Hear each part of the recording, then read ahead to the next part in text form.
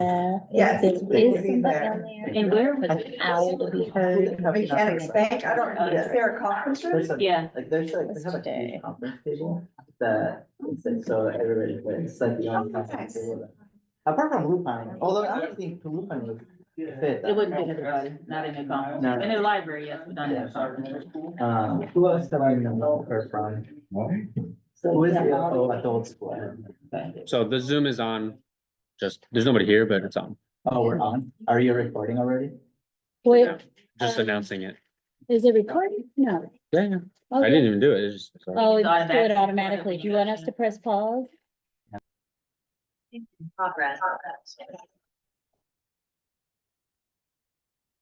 Okay, good evening, everyone. Welcome to our budget committee meeting. Dr. Moses, can you please take roll call? Yes. Clerk Gonzalez Hoy, Present? President Jamila Smith Foltz. Good evening, everyone present. Dr. Chris Hurst is joining us shortly, finishing up a press conference. Representing Labor, Mark Mitchell, Present. Rochelle Milford, Present. Shawna Vaughn, Present. Kim Chamberlain. Present. Shall I call the absent folks too? No, it's okay. I think,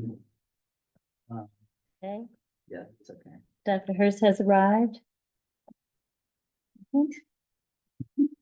And You want to introduce your team? yes, thank you. Good evening, everyone. We're happy to be here to discuss budget tonight for the budget subcommittee. And hear from our business services team. We have our Director of Fiscal, Jeff Carter. And we have our Director of State and Federal, Paul Mansing. And I will pass it on to, we also have Guthrie Fleischman, almost doctor, our SELPA Director, Rachel Milford, our Communications Director, and Dr. Hurst has made it in. Wonderful. Thank you so much. Welcome, Dr. Hurst. Good to be here. Just to give him a hard time. No, he was at a press conference. Don't worry about it. Okay, so we are going to now move on to our land, labor, and body acknowledgement. So I'll do the land acknowledgement, and then if the president could do the land, labor and body recognition. We recognize that we're presently on the land, so the Chochenyo, Nuwek, Makarka, and Ohlone peoples, and acknowledge them as the first inhabitants of the land we currently occupy. Labor and body recognition acknowledgement. I acknowledge that the burden of environmental exploitation and systemic injustice falls upon the labor of Black and brown bodies in the building of this country and its institutions. I remember that Black and brown people were born and died working this land against their will for generations. I also acknowledge the continued contribution of the labor of survivors over the centuries to today, of all immigrant labor, including voluntary, involuntary, trafficked, forced, and undocumented peoples in the building of what we refer to as the United States. Thank you so much, President. So now we're gonna move to public comment on our agenda. The public has 2 minutes to be able to make public comment for this section. If you're able to make public comment on anything you would like around the budget, just if you're on Zoom, you just need to raise your hand by clicking on the appropriate icon. If you're here in person, which I don't think there's anyone here from the public, you just need to fill a request to address the committee form. But we don't have anyone here yet, so we'll worry about that if someone shows up. But if someone from Zoom would like to make public comment, please raise your hand and then we'll call you on by order. Could we put up the clock as well? Is that possible? Oh, yeah.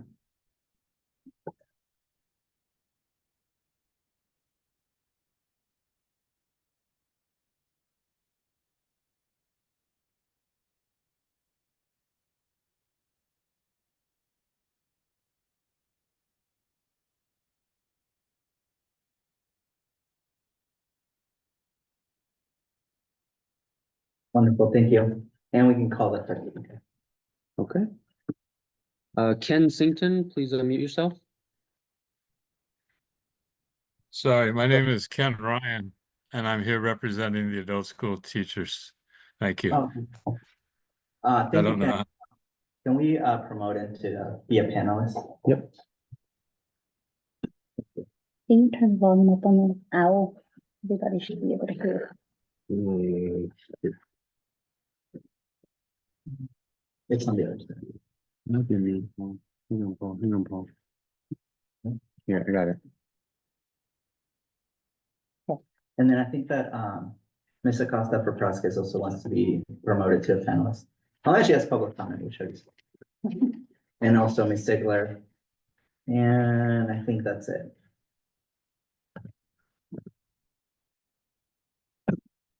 Okay, great. I don't see any more hands, so we're gonna now move to the purpose and outcomes.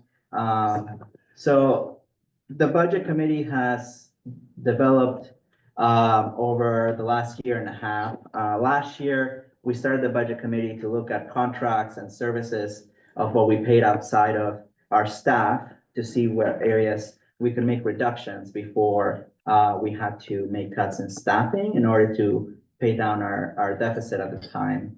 And then we held about 14 meetings in the fall of 2023. And then we held a few budget meetings in the spring of 24, just with updates on the budget. For this year, I'll pass it on to Dr. Moses so that she can share a little bit of the purpose. And it's going to be a little bit also of what we did previous year, but it's changing. So I'll let Dr. Moses and Dr. Hirsch share. Go ahead, please. Thank you. So thank you all for being here today, and grateful to continue the work with you. As we know, our district has been operating at a structural deficit in our operating general fund. Our purpose here is to ensure that our district stays fiscally solvent and to complete part 2 of the fiscal solvency plan that we adopted in June of 2023.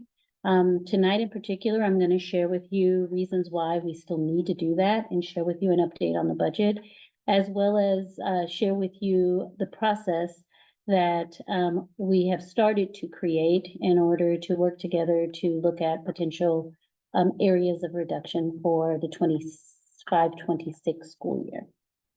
Dr. Hurst? I'll just share a little bit about last year and the process. Last year, we still collaborated with our labor partners, but last year, if you all remember, we were kind of using a thumbs up, thumbs down, or sideways. And we had 3 different buckets. If you remember, we had a bucket on whether we're going to keep a contract if it came before us. We were going to get rid of a contract, or the third bucket was it was going to bring it back to the board, the full board, and then they would decide what the next steps would be with that contract. So just a little overview of what we did last year. Thank you, sir. And then I'll just add this year, we wanted to continue to invite our labor partners, Mr. They were voiced in part of this process. We are, at this point, we're not doing the voting because we're not going to be looking at contracts yet, but we do want to hear from you all. So throughout the discussion items and eventually if we have any action items, the president and I definitely want to hear from you. So, just raise your hand just like we would usually do. And then you're welcome to participate and ask questions. So for today, we have 4 items on the discussion. The first one is a budget presentation. So Dr. Moses will go through that. Then we'll open it up for any public comment. And then the public will have 1 minute to make public comment after the presentation. And then we'll open it up for questions. We'll have labor be able to ask questions first. Then the president and I will ask questions and then move to a discussion at that point.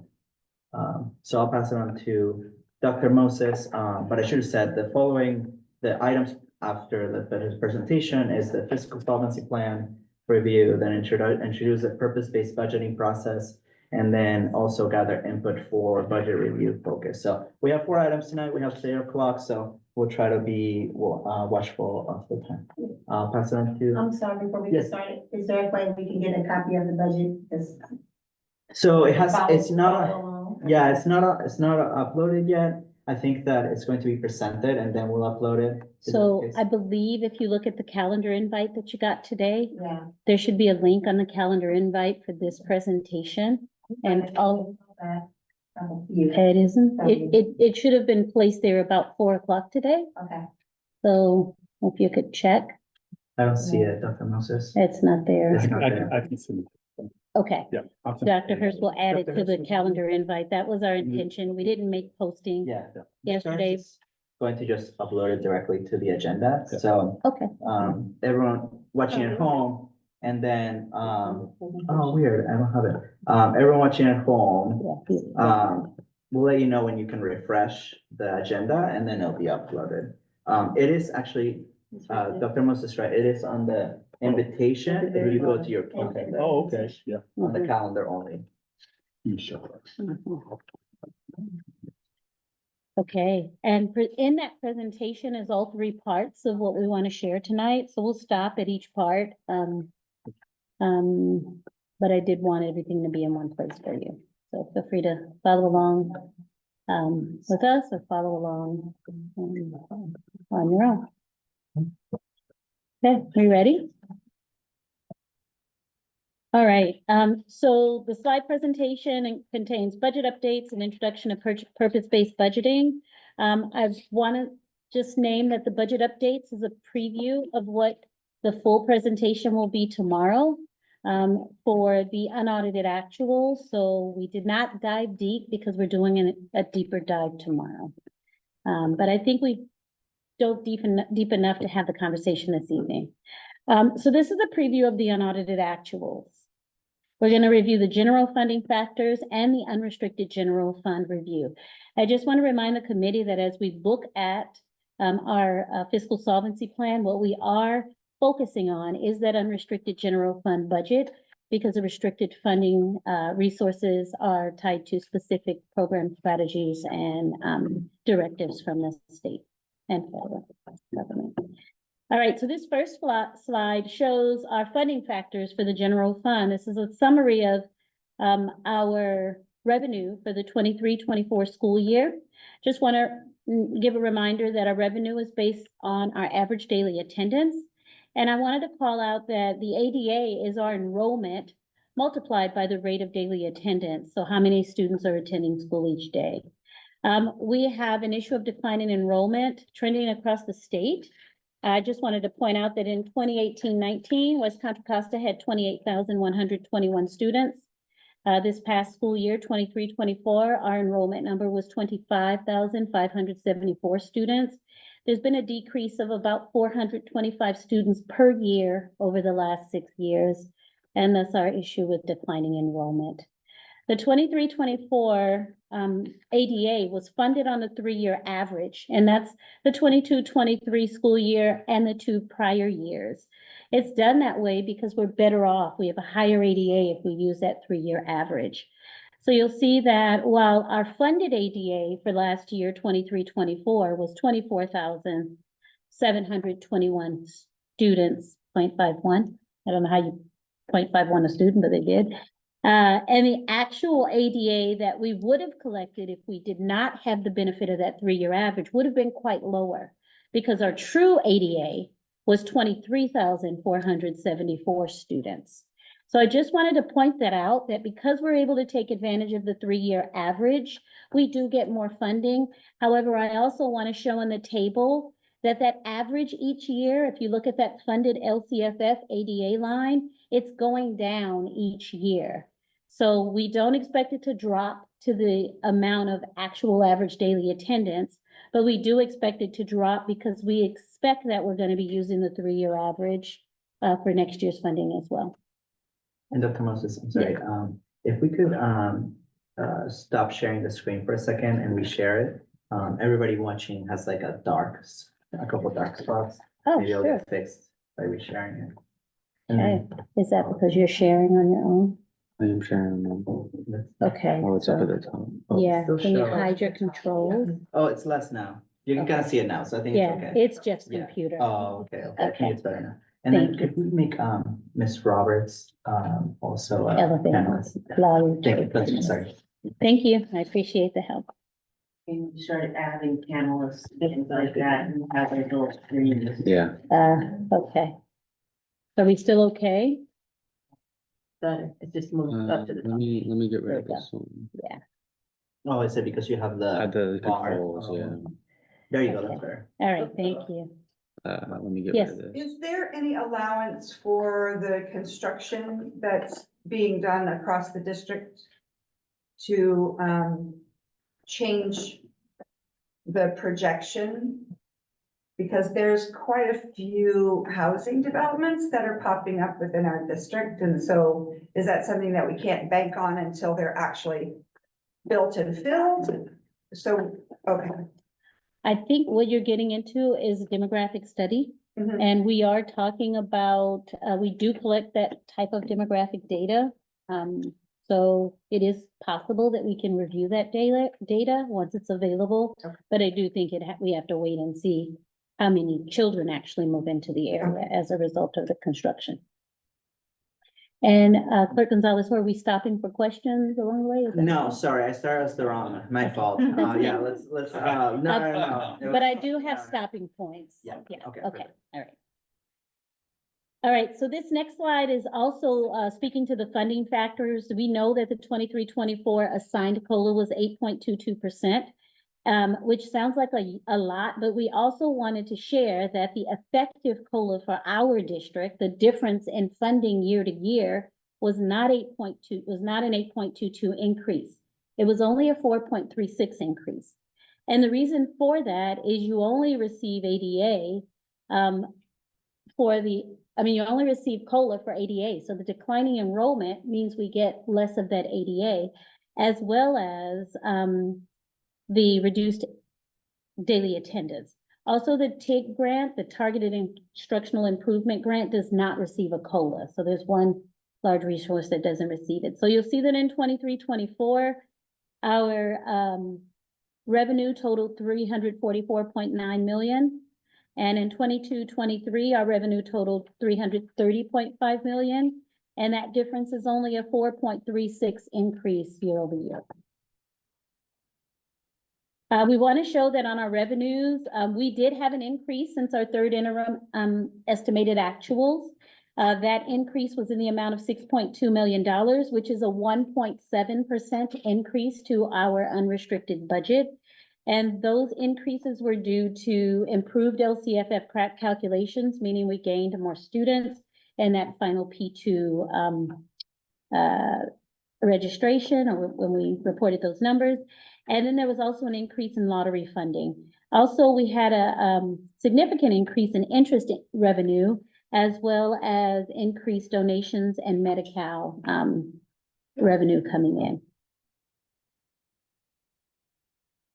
When we look at our expenditures from an unrestricted fund, we see that they decreased 1.6% since that third interim estimated actuals. In estimated actuals, we predicted that we would spend $283.5 million. What we actually ended up spending was $278.9 million. That's a difference of $4.5 million. On the next slide, I'll share with you how those came about. But while we're on this slide, I want to draw your attention to the certificated salaries and benefits totaling over to approximately $2.2 million. Those salaries did not go away. We were able to utilize the expiring ESSER funds in order to retain more fund balance. So by shifting those over, we decreased our expenditures. Also explained on this slide is that we had unexpected savings for resources such as insurance and departmental supply budgets. They didn't spend as much, which was an ask from this committee, so we're glad to see that. But also a reduction in unrestricted as well as restricted contracts. So that's the differences there. When we look at the expenditures in total, we see that 82.9% of the unrestricted fund is spent on salary and benefits. And we know that that's a reality in our district and in other districts as well. The majority of that general fund is spent on our human capital. So when we look at the expenditures and the revenue, we look pretty good. However, we have to make our contributions from the unrestricted general fund to our required programs. We know that our special education students are a priority. We need to make sure that their needs are funded and met. And also we have a 3% requirement for routine restricted maintenance. Those two contributions totaled $97 million, which, although separate from our expenditures that we've budgeted for are included in our budget as an expenditure because we must contribute that to the other program. So we have a new multi-year projection. We'll dig deeper into this tomorrow. But what I'd like to show here is that yellow highlighted row is that we are still relying heavily on transfers in from Fund 17. Current year, 11.5 million. Next year, 7.7 million. And in the following year, 8.7 million. We have to rely on Fund 17 because our revenue is less than what we have to expend when we combine our expenses and our contributions. I'll be digging into this a little deeper later, but you will also see that because of the because of the shifts we were able to make with restricted funds, we do have an ending fund balance of $4 million, which is helping us because if you remember back from the third interim report, we expected to expend 11 million from Fund 17 in year 2, and we were able to reduce that because of this fund balance that we were able to retain. So I'll stop here for this preview of the unaudited actuals and hand it over to Clerk Gonzalez-Hoy. Thank you. Thank you, Dr. Moses. Mhm. Let's see if we have any public comment. Anyone from the public watching online, you can raise your hand if you have public comment on the presentation. Okay, I don't see anyone. So why don't we move to questions from panel? Anyone have any questions? Yes, for sure. So for the routine restricted maintenance account, that's like a 3%, we move from the unrestricted to the restricted. Mhm. When we do that, what do we use that for? And if we didn't spend that money, where does that live? Could that ever go back into unrestricted? That money is spent and then some. That money pays for custodians, gardeners. It pays for all of the maintenance that goes with our schools. Jeff, do you have anything that goes for sites and departments? Do you have anything to add? I'm trying to think what else would, I mean, just general maintenance and ongoing maintenance that gets charged there, and then, yeah, custodians mostly. Yeah, so this is the state's way of saying we must invest in our facilities and our, the safety and cleanliness of our sites. And so this money has to be spent to maintain our facilities, and so all 10 million are allocated to that. Yes, Shanae. I didn't understand, I'm sorry. So it's for maintenance. Can you give us like an example? Or you mean something that breaks that needs to be fixed? I'm just looking for more of a broad example of what you mean by that when you speak to. So this is to, think of your HOA. Think of if you're a homeowner and you have to pay your HOA, and your HOA is going to maintain your services in your housing development. Mm-hmm. That is what I would equate RMA to. So what's the total special education budget? The total budget, it's that contribution plus, I believe it was $21 million, 24 that we received from the federal government. To the federal government. So we pay most, Yeah, and that is human capital, mostly. for the most part, yeah, contracts. as well. Contracts, yeah. Okay. And for reference, across the state right now, districts are paying on the low end about 60%. And on the high end, about 80%. And so for us, we are in the 70s roughly, right? 86 out of 110 is we were last year around 70 or so percent. So we're somewhere in the middle in the state with regard to percentage contribution of the overall sped budget. So when LCFF came, were there considerations for those districts that are single SELPA that have higher populations?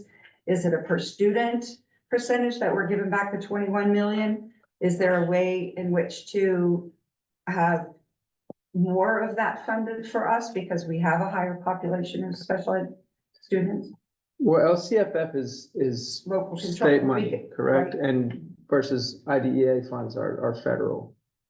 So that's, So when they gave control back to districts when they took it away and they made it per student, Title I, right, all of the categories. And districts that have more of that population get more money. Special ed is not one of the identified, subgroups that gets And funded by foster LCFF, and Free and reduce, it's not. not special ed, Really? really. Is that just me that feels that's really No. unfair, or is that But- everyone? Well, The if you haven't, IDEA funds would be increased based on your sped population. If you're a tiny little district with 100 IEPs versus the 4,500 that we have. So the 21 million is higher than other districts that don't have as many.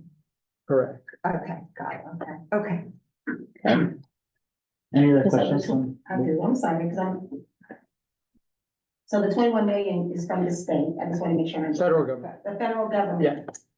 So the district paid over the amount that was allotted to them. Correct. Because of the amount of spend. And does that include the contractors, the outsource of, the IEPs, what's recommended in the IEP? All of that comes out of that additional. Correct. funding. and just to provide a little bit more clarity, special education students are general education students first. So we do collect ADA for them. Okay, So there is money collected for each special education student outside of the IDEA contribution. What we have, and we're in line with what's happening with other districts. We have about 4,500 special education students. That's about 14%. It's used to be, last I checked, we're about 18%. Okay. Um, The state standard or the state average is about 14%. 14% of your population is, about what they'd expect general education to be, Mhm. special education to be. We collect approximately 11,000 per student, depending upon a little more or less, depending upon the grade level. On average, per special education student, we're spending about 36,000 per student. I don't know if we've looked into it, but I know some districts do collect ADA during, extended school year, not summer school, but extended school year for special ed students. I know there's certain requirements with the length of the day and how many days. But have we looked into maybe collecting some ADA for our extended school year students? I have not looked into that. I don't know if Kim, you have, but I can look into it. Yeah, and it's a great idea, but what it will require is that we could actually continue the school year. So we'd need to sit down and discuss this with labor because we need our teachers to continue on. Because that's the nature of extended school year. You continue the education for the students. So I think it's a bigger discussion. And I also feel like it's a double-edged sword, because many of our special education students are medically fragile. And we lose ADA because they are absent frequently. So I'm wondering if we can brainstorm some ways in which to recoup that by doing home and hospital more often, or doing independent study. I know it's really difficult to do for special education students, but somehow recouping some of that absentee funds for those special ed students. I mean, I think that's a plan. Kim, you have a question? I'd like a little more information on the extended school year that you're requesting. What you're talking about for extended school year referencing. And there's different meanings, and I'm kind of curious. Would you? Yeah, so the students that I'm thinking of are typically students who regress over the summer, so they need the extra schooling, and it's mostly our MMSN or ESN students. But there are some districts that do collect ADA, but they have to be like over 20 days. I don't know if they have to hit after 19. P2. 19 days. Yeah, We do that. yeah, so We there's, actually do that in our district. so there's requirements for the length of the day too. So the extended school day basically means that we're saying that instead of getting 180 days of instruction, that we're committing to giving our special education students 199 days of instruction. But with that, what we have to do is mirror what they get during the regular school year. So our special education programs are a little different. They're differently staffed, they're differently funded. You don't necessarily have the same staff in place. I believe the intention of that legislation is to give that student additional days of what they're already familiar with so that they can continue to thrive in their environment for 19 more days. we do summer school, but we have a break in service. So it doesn't count as extended year. We also have a modified schedule. But if we did not have the break in service and if we match the schedule, then it's a possibility. And COVID caused that. We used to do that exactly. Mm, And when we had to go to COVID and more online learning, that is what caused, that's what I do. And so that's one of the areas that caused that area to go into that. I will say a lot of issues came through our extended learning or summer school programs after COVID because it became more and more difficult with that portion of it. So it would be great, but it would also it takes a lot to get special education students to and parents to get that extended piece. And I've written that down Special ed background. as one of the things that we need to research and explore. Additional questions? Yeah, I just Shanae, have and then one. we'll go back to Kim. Is there a ballpark figure on how much we lost in ADA for special ed only? I don't have that data. We could find out. I actually would offer up that, Dr. Moses talked about the trends in enrollment in our district. Over that same amount of time, we've actually not lost any students with disabilities. That population has increased.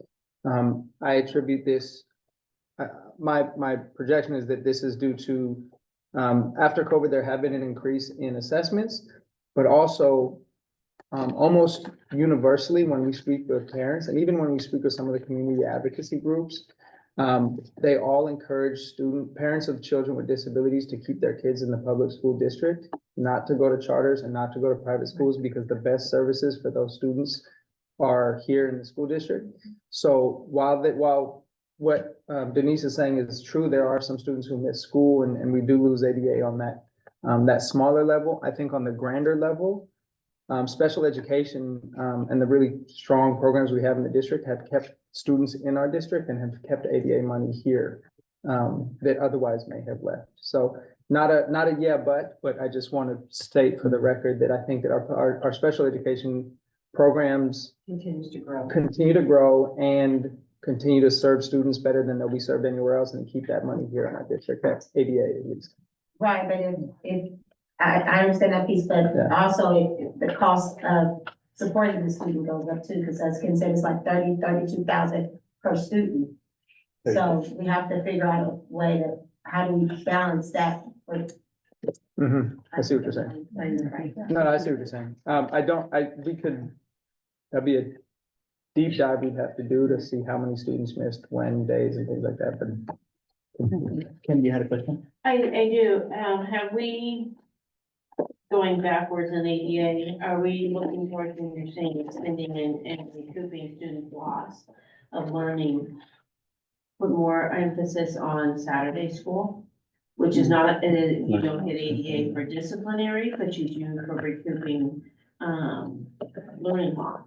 And it not as stringent, it's more towards the, after-school program, you have to have a credentialed person there. Doesn't have to be specifically into that area of what the students are learning at that time, but it would be Edgenuity for the high school students or, you know, their learning loss, getting assistance in what they're needing. But I do know that the Saturday school program is particularly at Dijon for quite a while was doing quite well, and at some of our elementary schools for learning loss for elementary kids. So, and mainly we were doing it in the Richmond school. Being at Coronado had a little bit going on too, particularly. So it makes a difference, and that is recouping ADA right there for students, and it gets them back on track for learning. Okay, I know President has a question, and I have a few questions, and then we're gonna move on after that to comments, which I will time, because I can tell we're all very winded. Labor not talking. You should know. I just wanted to check my numbers. we have 4,500 special education students, right? Not 45,000, just Right. 4,500, okay. Roughly. And About that's that. roughly 18% of our entire population of students. Right? Last I checked, I can do the numbers. It's like there, Mhm. now, and then 11,000 is what approximately we spend on average on a student. That's what we collect. That's what we collect. It's a little different if they're in elementary school versus high school versus, but on average it's about $11,000. Okay.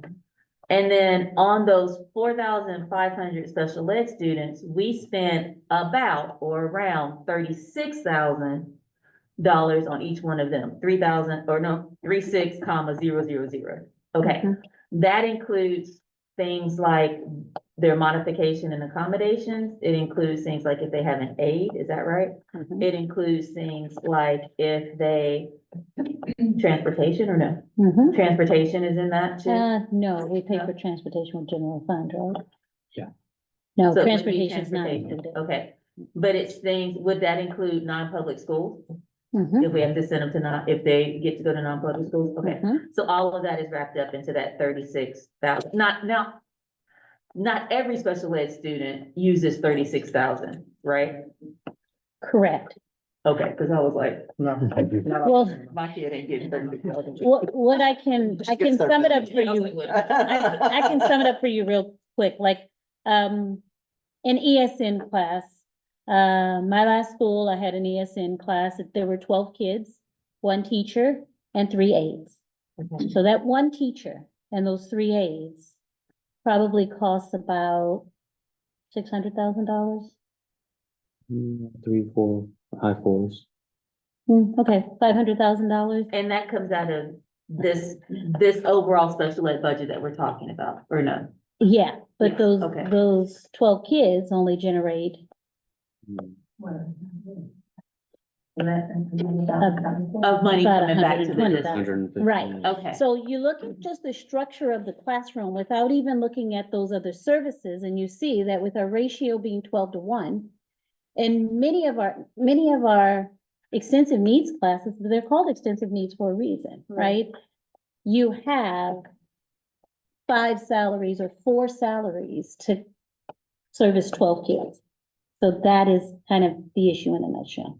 Okay. Are OT and speech considered special education and come from that pile as well? Yes. Okay, so Yeah. you're talking about. And psychs. Everything. And psychs. Yeah. And RSP. Huge Yeah. pile of money. They come out of there too? Yeah, Roughly Even though 800. some is general ed, because they may have speech. right. And that's before you purchase curriculum, buy materials, Low anyway. incidence wheelchairs. And I just have one more clarifying question, and I guess we can probably move on instead. What about behavioral? Now that the classes are being, is behavioral? Like if there's an A, like the Yes, ABAs, for yes, example, yes. that would be under our That would be business. under special too. Okay. Mhm. Yeah. ABA is the behavioral specialist. Applied behavior analytics. Okay, so I have 4 questions. I'll try to make it quick because of Sorry. time. No, you guys are fine. That's what it's for. Can you go to slide 5? Mhm. So in slide 5, you mentioned there was a $6.2 million positive revenue that we're not expecting. Did Mhm. that just get eaten up by the sped budget? Mhm. Or like, oh, I hate to put it that way. I mean, I'm sorry, that should have Well, I'll put worded it, it differently. but I'll put it this Uh, way, if we did not have that 6.2 million, we wouldn't have 4 million fund balance, we would have 2 million fund balance. Okay, in my head. I'm that doesn't sorry, we make wouldn't sense. have You'd have 4 million negative. fund balance, we'd Okay, have yeah. a deficit 2 million fund balance. It would be negative 2 Got it. million? Yes, Got it, okay. okay. Thank you for that. Mhm. If you, can you go to slide 15? Mhm. Okay, so, Wait, 15, no, I'm sorry. That one. Thank you. 11, okay. Yes, 11, sorry. Below transfers, contribution, restricted programs, Mhm. is that? Can you explain what that is Mhm. for the public? Can I explain what the contribution is, the 92 million? Yes. That is, Oh, are you about to go through that? that is this. Oh, that is this? Okay. Well, so this actually, 86.2 million and 10 million to RIMA are our contributions. So Jeff, can you explain why it's 92 and not 96 there? That should be 96. That should be 96. So that's just a 4 million. Yeah. So we'll have to look into Oh, that. great. I don't have it, But Okay, I do have another slide here. Should be 96. I think it's an error. Is that what you said, Jeff? Yeah, it should be, Yeah. well, let me, I don't know. This was so we'll need to look into that. yeah, it should be 96. It should be 96. All right, so does that change everything else? there's more money, unfortunately. No, it's just on that chart. It's just not typed in. Okay, but the On the bottom, form. it's all the 96. rest is fine, like it doesn't increase. Well, is our math right then? Yeah. You think so? It's 96 on the form, formal one. No, I mean on this multi-year projection. I'll re-verify. Okay, we're gonna look into This gets me that. excited. Yeah, Okay. but what that would mean is that instead of 92 million, we had to contribute 96 million, which makes us 4 million less off. So we don't want that. So we hope that Right. we don't have that situation. Right. And does that affect the out I years? think it's But just the chart is as wrong, well. Okay, Jeff thinks it's just a chart, so we'll, but I'll Okay. double check the number. We'll check again tomorrow. okay. Okay, let's move to, I have 4 questions now, can't remember the third. Oh, So I'm sorry, just gonna- this is 24, 25. We're talking about, Oh, sorry. so the contribution, This is what we contributed in 90 and in 23, 24. this is the We projected. expect to contribute less in 24, 25. Oh. So if you look, I'm sorry, I should have known too. Oh, okay. This is okay, next okay. year's budget. Got it. This is what we contributed in last year's budget. Yeah, Got that's it. So we're 23. gonna see a Okay. reduction. It's like, Ideally, yeah, I mean, by first interim, we'll have new projections and we might have to change the numbers. Although we were also projecting last year that Mhm. sped was going to be, sorry, that our sped contribution to our wonderful students, I don't know if that's a little better, was going to be lower. yeah. Yeah, it ended up It being was- much it was bigger. projected Well, at not much, 77. It was projected at 77 and we ended up giving 86. So over our projection, we went 9 million over our projection. Okay, okay, my last question Mhm. is, how much has our contribution here increased since COVID? So pre-COVID, how much are we spending in our contribution to our special education services and routine and restricted versus what we do now? I'm gonna come from memory. I just did an analysis of this. I wanna say pre-COVID, our contribution was about 52 million is what I remember. So it's increased a lot. Okay. Okay, I have one quick question. So the 6.2 million that we've saved, in essence, from the third interim, is that based on, and is it because of the work that we did in trying to cut the budgets and to limit the contracts? And so that really did make a difference. Or Yes, are we and now seeing all the work that we did this year? it's difficult to tell how much of it is our hard work and how much of it is that ESSER was expiring and we shifted expenses over to the restricted side of the house. We really tried to, ESSER had a plan. We could only spend the money in specific ways, but we were able to ensure that we didn't send any money back because those actions in our plan, we could still shift more over. So that's the majority of what you see here, but sure, we gave departments and sites, materials and supplies budget, and they didn't spend a lot of it. They left it and sent it back. So that would be a direct relation to this, because that doesn't impact ESSER. So you'll know more at the first interim to see what, I guess what I'm thinking is, if we're moving forward, what are the things that we cut? And how can we look at the things that we did cut? How did that impact our budget? And how can we go a little bit deeper? I'm thinking more like the counseling dollars, and although that might be way higher this year, but that's just my guess. But you know, just projecting in the future, what kind of work did we do and how well did we do it? Okay, I wrote it down and bring that back. Thank you. Okay, so we're just finishing the first item, so I'll put this question to the group. Do we want to do comments after each item, or do we want to go through the 4 presentations and then everybody can make comments? So it's already 7:20, so I just want to be thoughtful of the time. If we do comments every time, we're gonna have to go over. I'm okay with that. Can't believe it's gonna be a sleep. But I want to just ask the group, any preference? No, and that's not to make anyone be quiet, not at Oh, all, I know, not at all. I know. Any preference? I would just say comment after each one. Thank Okay. you. Yeah. I agree, and it's just because it's the end of the day and my memory isn't that long at this point. I thought you were arguing first for the other. Yeah, okay. Okay, well then, why don't we open up? Anyone have any comments on this presentation before we move to the next one? Yeah, go ahead. Did workman's comp and unemployment actually end up costing the district even more after COVID because of all the challenges and changes? That sounds like a question. I would need to pull the data from payroll. I will say, in looking at the information that we get from CSIG, our insurer, it definitely looks like there was an increase in cases, which of course would translate to an increase in our rates. But I need to look at that, because So even if can I just ask this then? And even if we didn't have an increase, has it just increased? Because I know small businesses, it has increased it's triple compared to what it was pre-COVID. Did it take up the expenses from the COVID expenses the state and the federal government had to take in?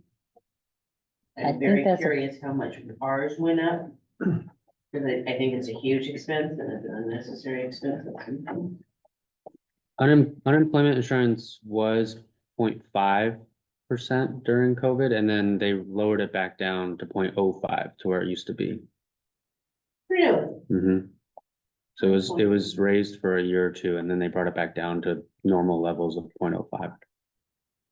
That would be it. Okay, you, any Jen. comments or last minute questions? Mr. Mitchell? Okay. Good, no, good. I guess I still get confused about ADA and enrollment. So do we have to take like the census day enrollment, like I think it's like the first Wednesday in October? Second. So, because a lot of the numbers in the LCFF calculator, it correlates to like the census day enrollment. So are we allowed to count like those short-term enrollments as, like, do we collect ADA for short-term enrollments? Do we collect for every student that's been at our district, even if they've been there just a few days? Kim, are you okay answering this? Yeah. Okay. go for it. So Census Day is first Wednesday in October. That's our CalPEP day that's looking at it for that portion of it. And that's where some of our ADA funding is coming from. Our actual ADA funding is coming from students our entire year, all the way into the end of month 8, which is for P2, and that's where our actual, and it does take into account every student that has been enrolled, even if it was for a day, throughout the school year. So that makes a huge difference. Independent study, and I know teachers hate doing them to a point, so does everybody else, but the state has helped us out tremendously by increasing the ability to utilize that for our increase in ADA now. For families and recollecting, I shouldn't say increase in ADA, I should honestly say in collecting ADA back for students that have to stay home because they've gotten sick for COVID or whatever. And it's making a big difference for our families and our students. It helps. Thank you, Kim. Changed it even better this year. Mr. Mitchell and then President, and then we'll move on. Okay, so, the United Teachers of Richmond respects very much Dr. Moses and Jeff's work here, but we fundamentally disagree in the characterization of where we are. Missing from the presentation tonight was the great news of our unaudited actuals, which was we ended the year with $101 million in restricted reserves and $62 million in unrestricted reserves. That total together is 30% of total outgo and reserves held by this district. It's an extraordinary amount of money. And the presentation tonight continues I think a rather misleading narrative that restricted monies are not available to fund the staff and supports that our students need, when we know that about 40% of the Teamster bargaining unit and a similar percentage of the UTR bargaining unit are funded specifically with restricted funds. Those funds are restricted specifically for the specialized services that our members and the Teamsters members provide to students. So the narrative that we need to look only at this very small slice of unrestricted, and then we need to take a big chunk of that and transfer it to restricted, where it fictionally remains untouchable by those that provide services to our students and families, I think is misleading, and it's designed to be misleading, not by Dr. Moses, but by a system that sets up a structure to make resources difficult to access by bargaining units such as UTR and Teamsters and the other labor groups. We have extraordinary pressure on our district from Lynn Mackey and her overseers, financial advisors, and by Mike Fine and FICMAT to restrict and hide resources from our students and families and those that they serve, those that serve them. The narrative of the Fund 17, we're going to have to go into Fund 17 again, that's a narrative not proven out by history. The last 4 years since 2020, Fund 17 has never gone down. It's only increased. So these are projections based on assumptions that are not accurate and that are, to a cynical person, perhaps purposely skewed to over project expenditures and under project revenues. This year alone, revenues were under projected by 10%, $50 million in additional revenue came in 23-24 that was not accounted for. And in the presentation tonight, that was not really highlighted or represented at all. That is not an outlier, but that is the modus operandi of our district. In fact, over the last 4 years under Dr. McIntyre and previous to Dr. McIntyre, now under Dr. Moses, we're seeing an average of 14% under projection of revenue each year. So if we apply that 14% average, this year we should expect an additional $68 million in funding for our students that's not represented in the projected revenue in the adopted budget that the board was advised to adopt. So if we want to see what's going to happen in the future, it's best to see what's happened in the past. And that's what the United Teachers of Richmond has done. And we encourage the board and Dr. Moses and Dr. Hurst to have courage and stand up for our students who are suffering irreparable educational loss because of the lack of supports and staffing. Is there anything you'd like to? Yes, I appreciate your close eyes on the budget, and I just want to clarify a couple of things. So you are right that there was 101 million in restricted funds. I'm looking for the actual sheet. I haven't found it yet. But of that 101 million, a big lump of that is ELOPE, which can only be spent for after-school programs, and California Community Schools Grant, which can only be spent for those strategies and activities that are allocated for that. So 23 million of this is the Learning Loss Emergency Recovery Grant that we can use over the next 2 years, and then it expires. The remaining amounts, other restricted local. I think the point that I want to make is of that 101 million, it's money that's allocated to special programs, projects, and it's. So you're not wrong when you say that we have that money to add services to our students. We do, and we count on that money like we've counted on it as we close the books here to help us to retain fund balance. However, that is not money we can negotiate with because it goes away.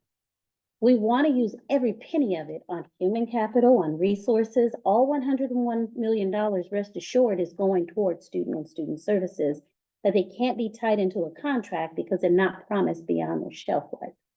So, Dr. Moses, hold we're that. not negotiating a contract. No, no, We're no, but when suggesting you- Those resources be put into a contract. No, You're laying but- people off. Well, reducing and that's what positions and happens. So letting we're people going to lay a lot of people off this year too, because they're in that $101 million. And that money's not guaranteed. So we also have to be careful that we don't create a system where we're hiring people and then constantly laying them off because they're on this restricted money. So I just want to caution that. And that's the only thing I mean about negotiating. We can't promise that that money is coming. Sometimes that money is taken away. But I want to speak to the 62 million that you say is in the unrestricted side of the house. You're not wrong. 37 million of that is the reserves. We do have reserves. The reserves are for times like this when we have uncertainty. I hope that you're right, that we don't have these huge deficits that our numbers are predicting we will have. But when and if that time comes, we won't be struggling to ask for loans or bailouts to pay our bills because we have reserves. Once the reserves are gone, they're gone. It's a savings. Once we spend them, they go away. They don't go back into the budget. We have 15 million of this budget that we have to set aside for the 3% required reserve. We can't touch that. So of your $62 million number, 55 million of that is really only true money that we have access to. Did I calculate that right? 52. 47. So that brings us to the amount of money that we have on the table now, the 6 million that we're going to show you, that we gained this year that we're spending, the 4 million we project to have next year. Those are all numbers we're getting ready to explain to you. We want to be real careful not to have a narrative that we're holding back money.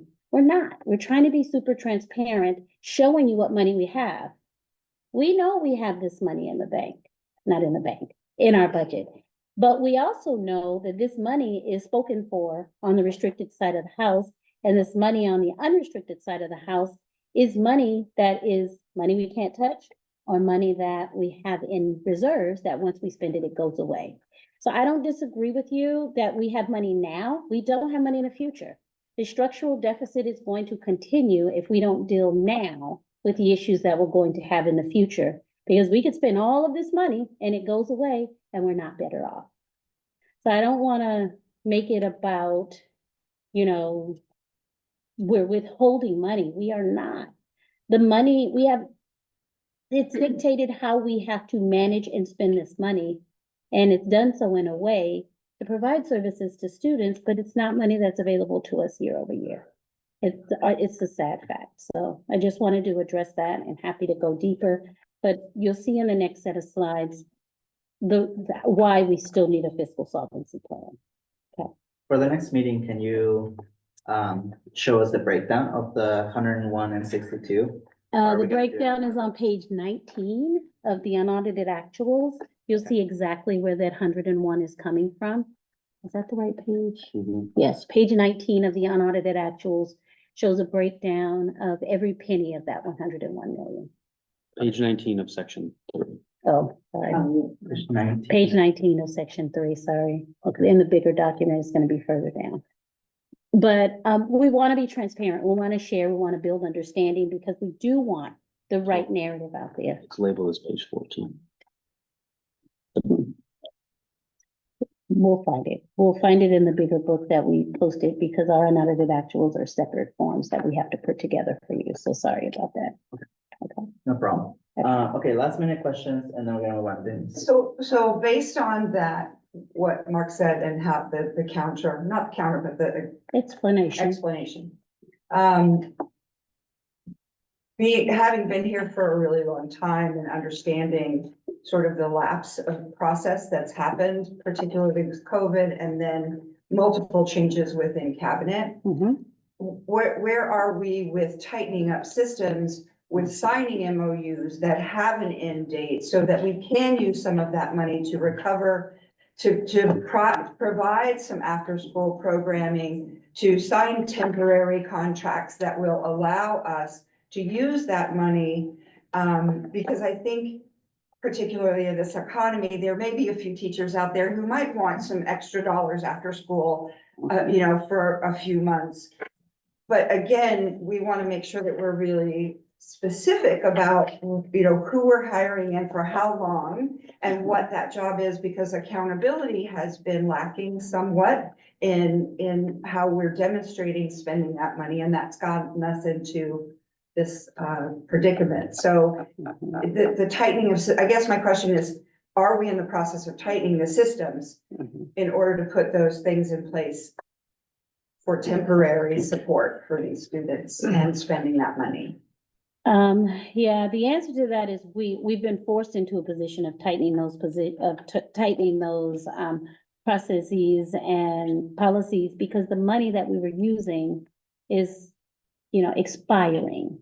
So where we had lots of flexibility to do extra things, we no longer have that.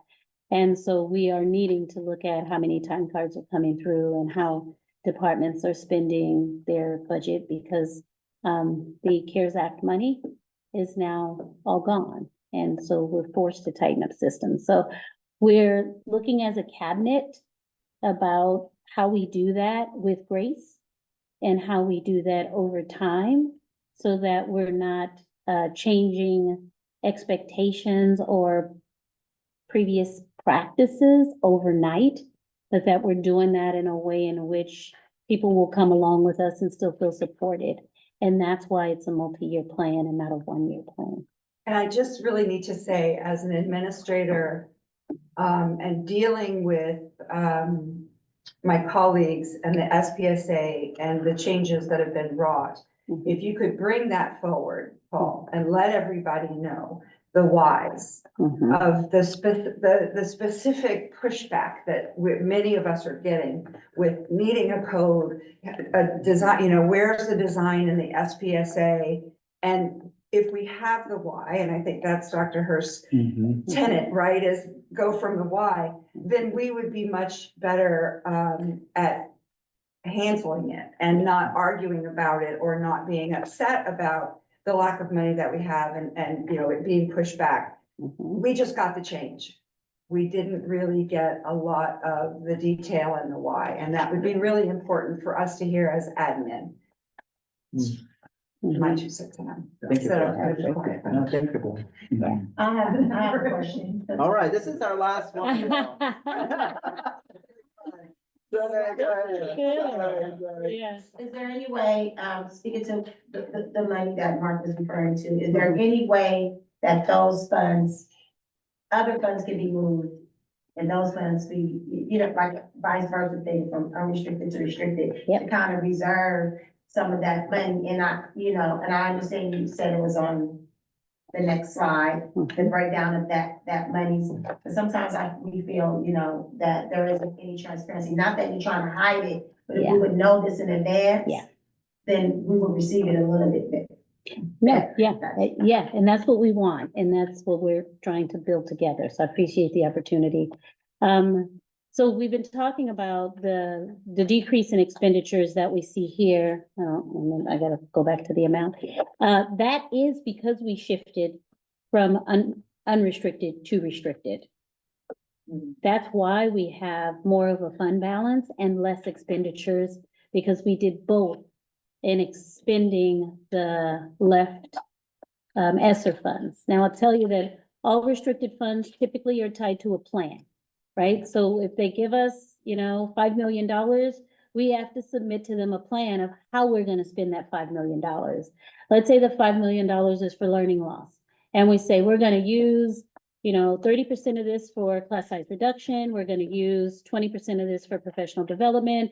We're going to use 50% of this to provide supplemental contracts for services to students.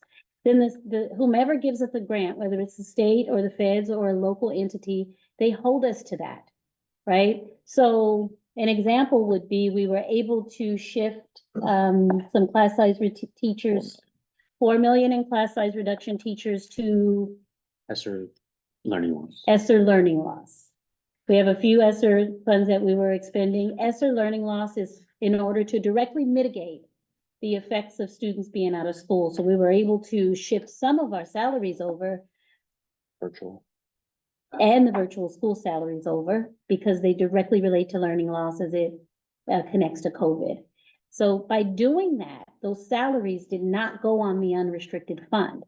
And you're gonna see a little later in the presentation, that's why, because those appear on the unrestricted side of the house, now they're gonna need to appear on the restricted side of the house. And that's how we get this up and down with how much we spend.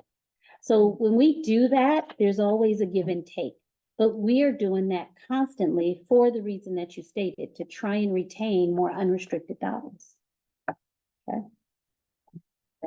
Mhm. Okay, the president has a question and Yeah. then we're gonna move on. Okay, so I just want to make sure that I have, This I is just great wanna- conversation for us. I just want to recap and make sure that I'm understanding. Okay, so Mr. Mitchell said, yo, wait a minute, what about the 101 million? And you're like, yeah, I'm saying we do have 101 million, but that 101 million is already allocated to stuff. So it's allocated to ELOP and community schools and some other stuff, right? Mhm. So then Mr. Mitchell was like, all right, but what about this 62 that's unrestricted, which means you can use it however you want? And you were like, yes, but that in that 62 million, we have to have some of it for reserves, because we can't use it all up. We have to have some of it for reserves.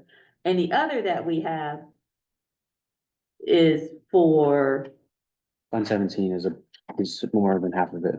so that 37 million, did I write that number That's down? Fund Okay, so 17. 37 million is for Fund 17. Mhm. Which we end up using over the next couple of years, because we gotta pull from it. We were gonna pull, we have to pull 11 from that 37, then we have to pull 7 from that 37, and then we have to pull another 7 from that 37, which is, I don't know, 24 or something. So then, but after you subtract if you subtract 37 from 62, then you still get The 20 million, yeah, almost. Just 3%. the 3%, or am I doing the math right? No, okay, let's, The extra 25 million, 15 of that is required 3% reserve. Okay, so now you're at 25, and of that 25, 15% of that, or 15 million, of that. 15 million of that is required reserve. So 15 million of that you gotta keep over there, because that's what the state or whoever said. Okay, and then 15 minus 25 is 10. So then you have 10 million, and what's that doing? 7.7 of it's in the unrestricted fund balance. It's, So 7.7 is just hanging out. yeah. Okay, so is that Yeah, 7? I mean, it's gonna reduce Fund 17's contribution next year, but yeah. Okay, The Fund 17 contribution in 24, it's okay, 25. Jeff, I'm gonna pretend like I understand. I got most of it, I got most of it. Yeah, for sure. Okay. What about the other 2.7? Since we were already playing. I'm just curious. So it's not really 62 million. You guys keep changing numbers on me. No. It's 162 million together, but 101 million in change is in restricted, which means about 60 million and change is what we're talking about. Of that 60 It was Mr. million. Mitchell who threw me off. Right, but what we're missing are the exact numbers, so we're making estimates, right? So Okay. we're missing about 1 million because we're making estimates. 37 million is our reserves, okay? That leaves us 23 million, Okay, okay? The 23 million that's left after reserves, 15 and change, let's even say, okay, let's say 15, because it says, Okay. so let's subtract 15, okay, because we have to keep that in reserve, 15 and some change. okay. That leaves us 8. 7.7 is unrestricted, yeah. And Jeff, tell them where that money is. It's in the unrestricted fund balance that will go into reducing our Fund 17 contribution. But that's not reflected here. It is, when we reported estimated actuals in the proposed budget, the 25-26 Fund 17 transfer was closer to 12.3-ish million, not 7.6. So we lowered the contribution in the out year. And that out year 25-26 also includes reductions. Oh, I see. What about open vacancies? That are, Open vacancies are in the expenditures, and if they don't get filled, then you'll see it fall out in the ending fund balance. So I think I understand everything, except when you say the 8 is gonna go back in to reduce something else. Where's the 8 go back in to reduce? 17.7. Oh, it's already reduced, So if you look at the second year, instead of 7.6, it would be 12 point whatever. if they didn't have this But they 8. already included this. Mhm. So, And then just to clarify, of the 7.7, 1.5 of that is that LCAP carryover Okay, that we had in 23-24. We Okay. carried over 1.5. So of that 7.7, 1.5 of it is semi-restricted into LCAP. Gotcha. okay. Okay. I have the exact math here, but I won't stop for the exact math. But I will give it to you. What makes up the 162, 101 million is restricted. 37.6 million is Fund 17. Okay. 24.2 million is what we have left. Okay. Of that, the 6% reserve, 30. I'm sorry, the 3% reserve is actually 16 million. Because the 3% reserve is calculated based upon, Total expenditures in 23-24. The 15.2, the 15.2 economic reserve is 24-25's estimated 3% reserve. Sorry. That's Did you okay. scare the clerk? so when we take the 24 million and we subtract the 16 million, what we're left with is a little under 8. And the surprise was, what maybe where we're missing this is 1.5 million is carryover to LCAP. Inside the 8, Inside the 8, okay, inside the 7.7. okay. And, yeah, so, And then just to clarify, the 62 or 61 point whatever, it's already claimed in order to pay down our deficit or not pay it down, to push, that's the wrong word. But the 62 million unrestricted, it's already been claimed, let's put that. The 101 has a purpose, but it could be changed. The 62, we can't really change it because it would increase the deficit, but the 101 can be changed possibly. Even though in writing, we have said what it's going to be for, it has, it does not have like a person tied to it this year. Do I understand that correctly?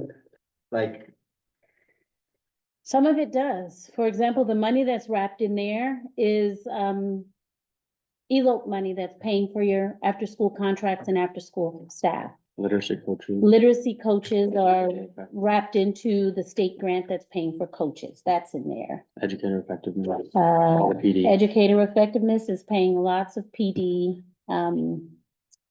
All the lottery funds are paying for our materials and supply, our, book updates. Lottery pays for books. Lottery also pays for transportation now, doesn't it? I believe so. We're talking about restricted lottery. There's unrestricted there's lottery unrestricted that does pay for our utilities and things, but Mhm. restricted lottery is paying for our Yeah. course updates. Yeah, but that 101 million, the majority of it, and also lumped in there are all the grants we get from different places. For example, the $300,000 we got from Chamberlain. That's showing up in that balance because we haven't spent it yet. We just got it. I mean, it has a purpose. It's spent already. But it's showing up as fund balance because it's gonna be spent in the upcoming school year. so is the 101 going to 28. disappear by the end of the school year? No, it's gonna disappear over time. Okay, because some of the grants. Some grants are 4 years, some grants are 2, some are next year. Got it. Mhm. Got it. And some, so to Mark's point, though, some are renewable, right? Like some, like, we're not sure if we're gonna get California Community Schools money again, but we might. And if we do, then the positions we have on there can continue. Does that make sense? Yeah. Yeah. But to Shanae's point, are we able to shift funding? We still can. It would just be a choice between what is allocated for and what we want out of it. As long as it's allowable on the restricted And grant. in the plan. Yeah.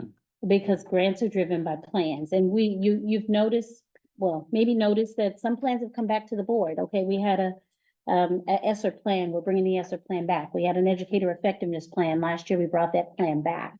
So that we can shift, fund resources from unrestricted to restricted, but we have to change the plan first, otherwise the state will say it's not allowable.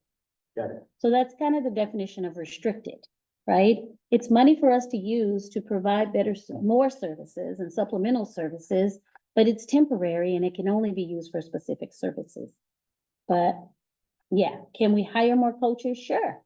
But when the grant money goes out, they go away. And we do that. Like right now, we have, how many new coaches this year? Maybe 6 Yes. as a result of a grant. One at each school. So that's a win-win. It's just not permanent. They'll get riffed in 2 years, Mhm. once the money's out. Yeah. Okay. So we'll continue to work on that. And this is great conversation to consider later, but I didn't want to not, and I can share. I had to explain it to, someone today, exactly how that broke down. And so I have the clear explanation in the math that I can share with you about the one hundred I and think sixty. I'm sorry, but the idea of UTR having a long-term sub in a classroom or having to take extra kids or do whatever while there's a coach floating around does not sit well. And No, the understanding of how we can spend that money to better students where a classroom doesn't have a teacher is where we are having the misunderstanding and the lack of transparency. So I go back again to showing the evidence, demonstrating for the whole district, the staff, why. yes. Because the state gave us that money and said, you can only spend it on Right. coaches. Right. So that's the only thing we can spend it on. Okay. Okay, And I know I'm gonna be quick with these next couple slides, and then I think I can, oh God, we're really behind. really behind already, so But this has been helpful, and I've been writing down things, so, that's okay. okay. Okay, let's move on to the next one then. Thank you, Okay, Dr. I Moore. hope we have understanding. I know, dealing with all these numbers it's a lot. So I just want to review, this is just 2 slides, but it's important slides. So we're on, slide 13. Yeah. So all of the conversation that we've been having, we want to know what is going on? Why do we need this fiscal solvency plan? So even though what we saw is that we do have fund balance, we are better off in the out years than what we predicted in third interim. With the increases in the fund balance, our projected fund deficit, and I'm just looking at what we spent out and what we needed, right, is $7.5 million. If we didn't have reserves, we would be 7.5 million short on this year's budget. Further, the expenditures are actually equaling 281.3 million if we don't make 7 million in reductions. What you're gonna see on the next slide is that we haven't shown 281, but I'm gonna show you the breakdown for that. We're also projected to need 7.7 next year. And that's with these $7 million in reduction. So I want to show you the numbers and the reasons why we have to do that. And also, if our projections don't improve, which we hope they do, right? I'm not sitting here telling you this is what's going to happen in the next 3 years. This is what we predict will happen. And we're making adjustments every 3 months, right? And sharing them with you. So this is the sheet you just saw. And the sheet that you just saw shows our multi-year projection. And what it shows here, you can see my little circle, is that for the 25-26 school year, which is the school year we're talking about tonight, that our expenditures are 274 million, right? But the reality is when we actually look at our full MYP, this is what we see for expenditures for that year. So you'll notice that we have 122.3 million for certificated salaries, 41 million for classified, 54 million for benefits. All of these are expenditures. Indirect costs are money that we get to charge back and put back. So that's why you see that negative there. That's money we get back as a result of processing all of the grants that we have. So when we look at this amount, it's actually $281 million. But when we subtract the 7 million in fiscal reductions that we need to find, well, where we land, when we subtract that 7 million, where we land is 274 million, which is where we've said we're going to be. So the 7 million in reductions are needed in order to get to this 274 million number. If we don't make these reductions, this number is 281 million, and we're 7 million more in the hole. We were able to take 4 million out of this and put it back in Fund 17 instead of predicting an 11 million transfer in from Fund 17. We've reduced that to a 7 million. And we're gonna try to do work to get that even smaller and hope that we have more revenues. So this is our prediction in this moment. But we're constantly looking and trying to find ways to be creative in order not to have this deficit that we need to deal with. So I'm gonna stop there to see if there's any questions about what I tried to show here. Let's see if we have any public comment. So if you're watching online, you have any public comment, please raise your hand. Okay, I don't see any public comments, so let's turn to the panel. Does anyone have any questions? Rashawn? So for the indirect cost rate, Mhm. I think the board sets the rate. But you can also have the provider set the rate and then you go by the lowest. How does that work? So the indirect cost rate is determined by your unaudited actuals 2 years prior. So our indirect cost 2 years ago turns into 10.73 this year. In 23-24, it was 7.69%. Each individual grant resource has rules on what you can charge as a maximum of indirect cost. So our district indirect cost is 10.73% this year. Some grants only allow you to charge 1%, like Prop 28, or some grants only allow you to charge 5%. Some allow you to charge the LEA, the district's rate. So some of them allow us to charge up to 10.73. And for all of our resources, we try and charge the full amount, whatever the maximum amount is for that grant. Can you explain what indirect costs are for? Yeah, so the indirect costs pay kind of to run the district. They know when they give us $20 million, it's gonna cost us, human resources, IT, business services, expenditures, salaries, lights, utilities, to run those additional programs. So they allow the districts to charge a certain percentage to recoup some of those funds. So of the 20 million they give us, if they allow us, 10%, we get to keep 2 million of that to run that program for the next 4 years. And where does that money go? It goes into unrestricted Fund 01, So then it becomes money we can spend. and it offsets our expenditures. So if we are gonna spend, in this case, 286 million, 5 million of it comes back from restricted indirect costs, brings us down to 281. And then fiscal solvency reduction, 7 million brings us down to 274. Are we making sure to always charge that full amount? Yeah, we charge that. By unaudited actuals, you have to charge it before you close the books. We budget for it at each interim. How does our income forms and Title I impact our bottom line? The educational benefits form. So Title I is restricted funding, so it doesn't affect this at all, but it gives us additional Title I money. The additional, the forms you're talking about, that increases how much funding each school is eligible for, because whatever your minimum threshold is, those are the schools that qualify. So the more forms you fill out, the more likely you are, as long as you're relatively compared to the rest of the schools in our district, the more needy, the more funds you'll get. But they're restricted, so then you don't have to spend unrestricted money to provide those services for those students. There are additional services, yeah, that other schools would not get.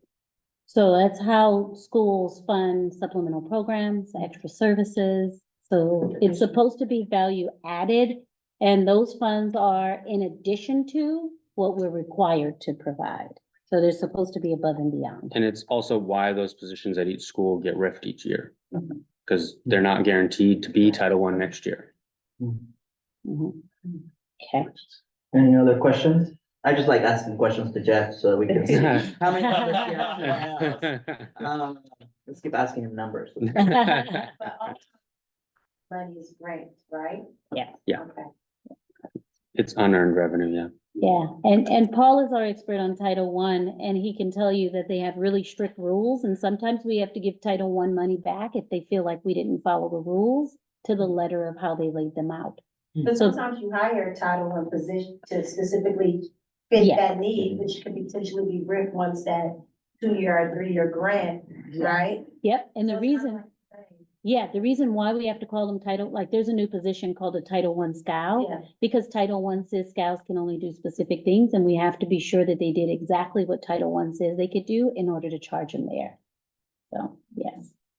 Okay, so. Sorry for the So if we were to not fulfill the solvency reduction, our deficit for the 25-26 school year would actually double to 14.6. Is that what I heard? Yes, if we did not, make these reductions, the simplest way to explain it is we would need, 14.6 million from Fund 17 in order to implement this budget. Which Fund 17 does not have that. Well, it does, but then third year would not have that money.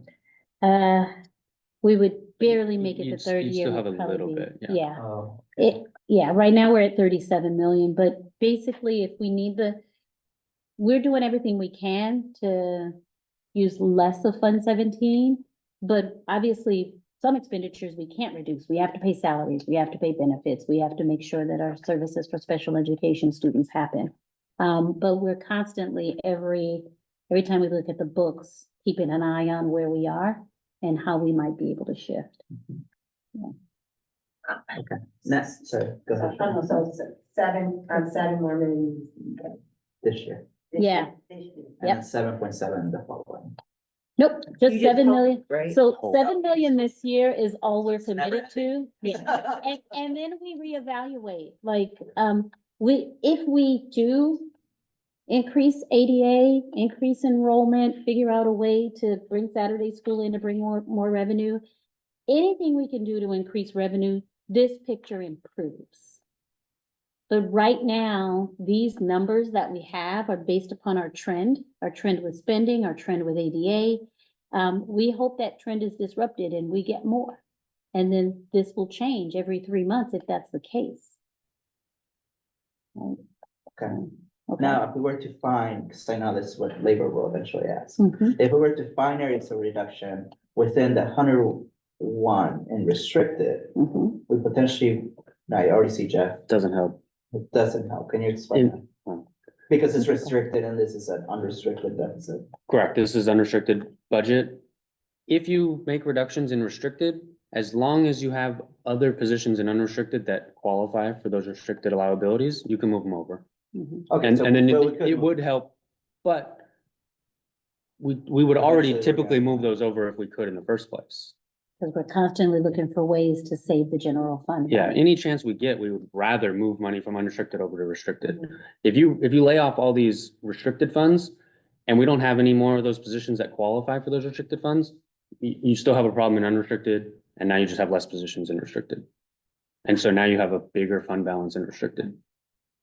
And that's where being a big district gives us a little bit more flexibility.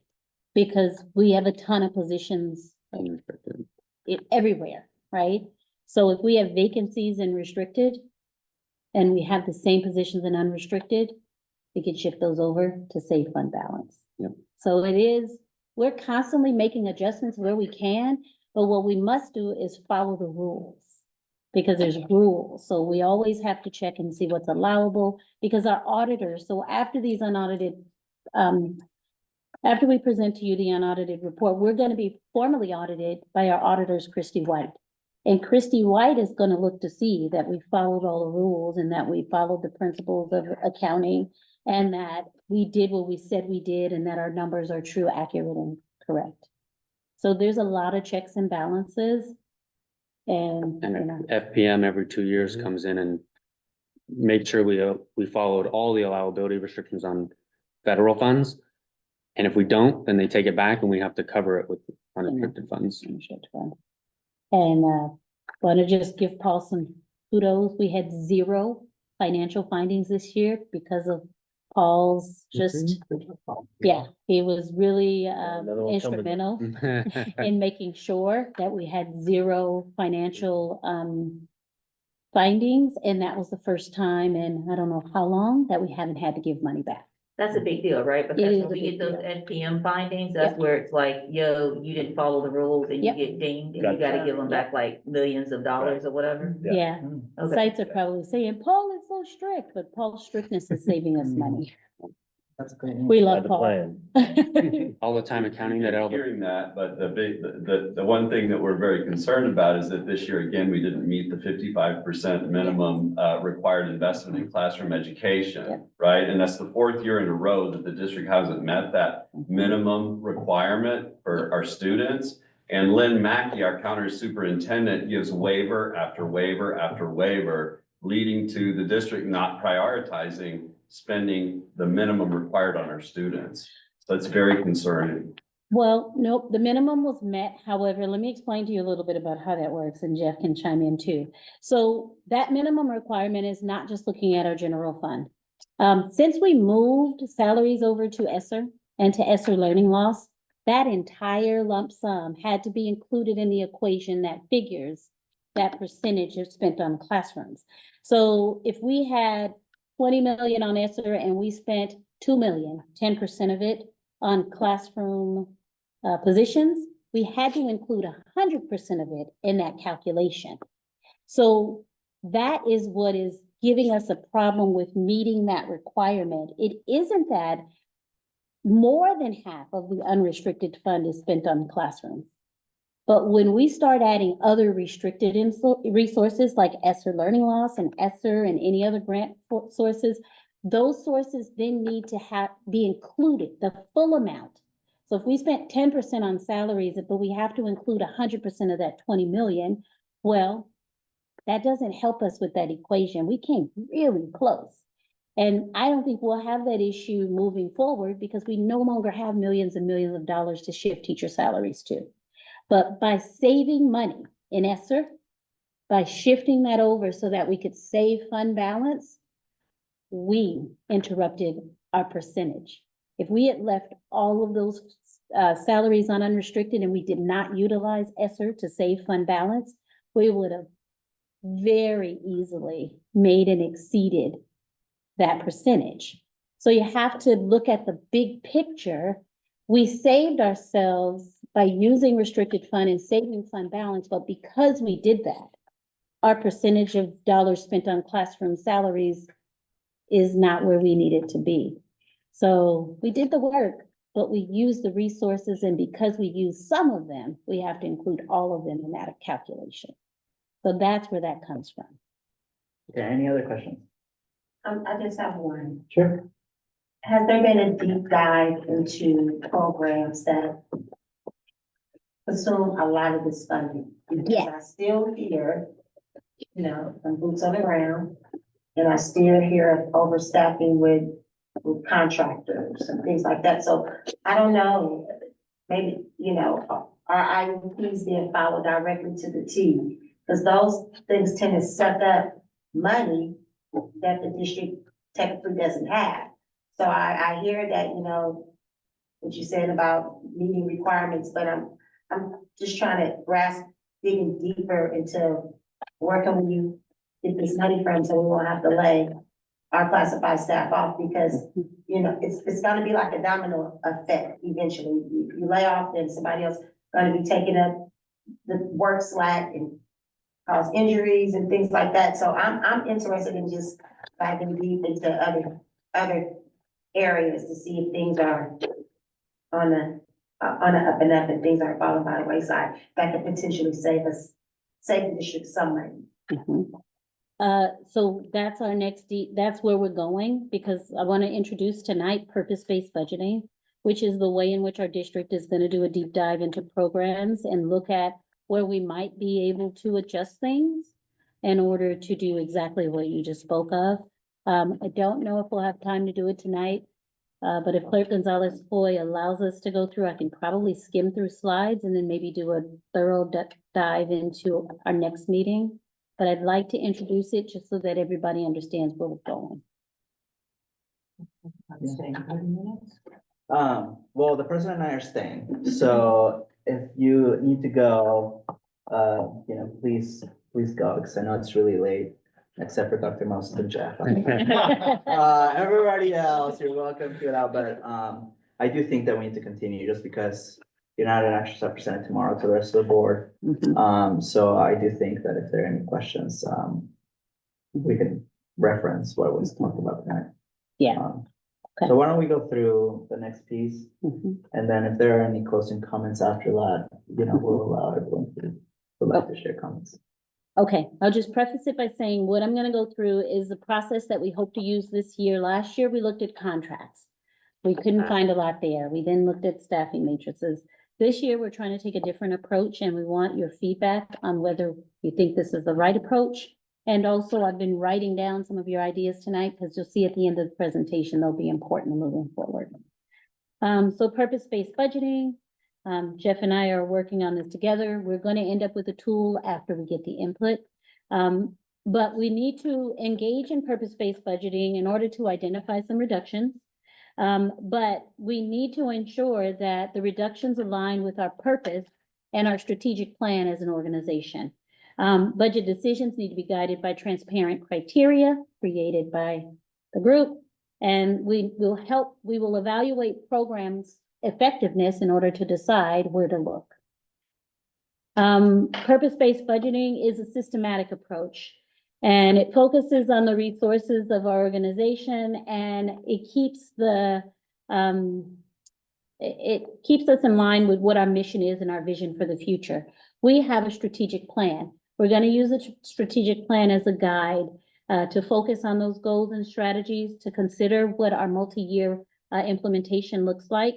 At the end, we're going to have some formed categories and levels, and I'll explain that more later. So how are we going to implement this budget? Should we choose to adopt this procedure? We first look at our purpose statement, our vision, our mission, and our plan to realize our future, our values, which is our strategic plan. We look at the annual requirements of what we must do as a system and how that supports our mission and vision. And then we want to identify requirements for the programs that we need to evaluate. So this is our strategic plan cover page. This is going to be our guide. We see here that our mission is established. We aim to empower learners with the knowledge and skills necessary to choose their own pathways and follow their own passions with courage and confidence. Our vision is to be a learner-centered community that fosters passion-driven lives. And we're really focused on equity. Our equity statement is that we believe all students can achieve at high levels and they need those opportunities to become proficient. And we also highlight that we will not tolerate institutionalized racism because it mitigates the success of our students and is central to how we view equity in our district. So then who do we serve? Our 55 school sites, various ethnic groups, English learners, socioeconomic disadvantaged students, the unduplicated pupil count. These are all the students that we need to focus on as we look through these programs and this purpose-based budgeting. Our students with disability, foster youth, and families in transition. Also want to highlight that we have 1,674 teachers and credentialed staff and 1,513 classified staff. And we have to also make sure that as we make decisions, we keep them in mind and their contribution to this work. So our graduate profile is essential to where we want students to be when they finish in our system. We need to keep this in mind as we look at our purpose-based budgeting processes. We want literate and effective communicators, self-reliant and data-driven decision makers, and effective and empathetic civic leaders. These are the things we aim to give our students as we prepare them to go out into the world as adults. So we are going to create rankings should we move forward with this. And based upon how we rank programs, we'll end up with 2 lists at the end of this process. There'll be a funded list. That funded list is going to be items that we must provide. They're essential to our base program, and we need them in order to provide what we have said we are giving to our students. And then there'll be an unfunded list, and this is going to be a list of supplemental things that we have to really look at to see if they continue to hold value and if they're effective for our students. The task of this group and ultimately our school board, but this group to make recommendations to our school board, the task is going to be to decide which of those unfunded items are gonna be added to the funded list, right? And I'm using unfunded and funded loosely. Those would be loose terms to try to make sure that we understand what we know we must keep and what we have to have discussions about moving forward in the future. So we'll have to look at programs and services and categories.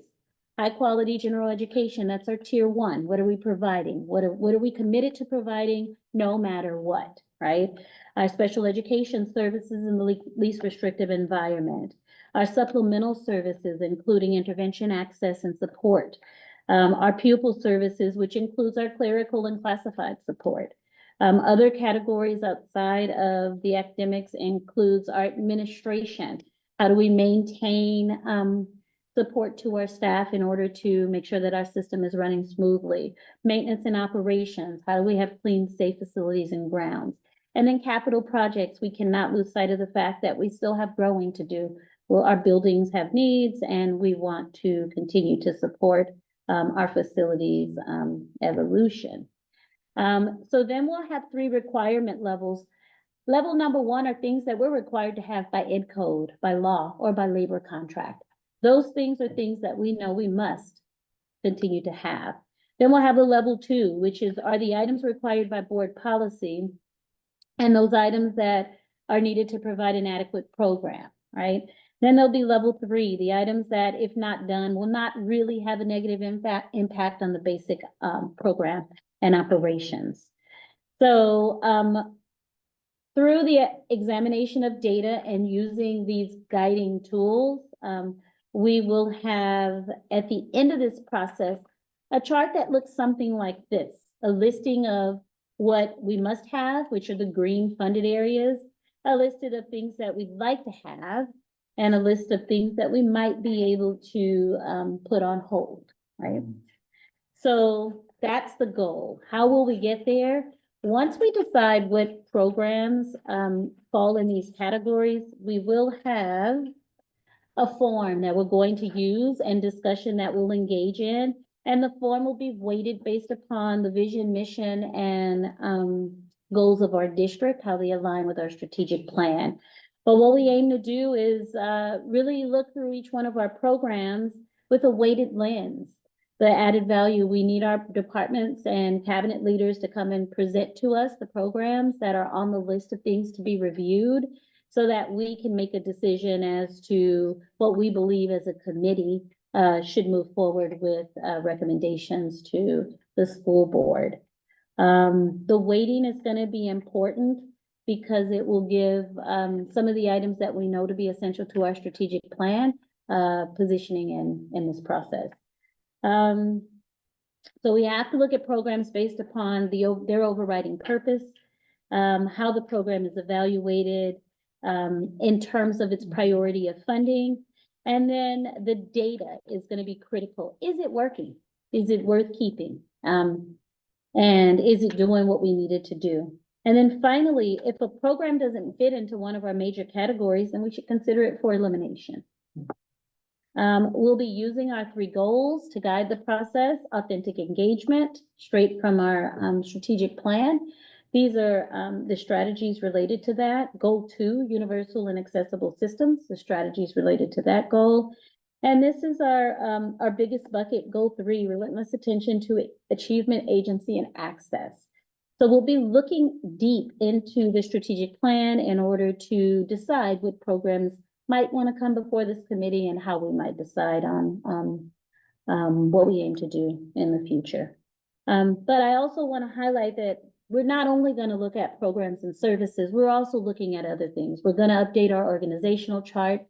We're going to look and identify changes that we've already made, positions that are absolutely needed to support the vision. We have to make sure they stay in. Identify new or terminating program for the budget year through that process I just described, but also look at our program calendar to ensure that we're retaining our special event, providing good staff development, ensuring that we've budgeted accurately for our equipment and facilities needs as well.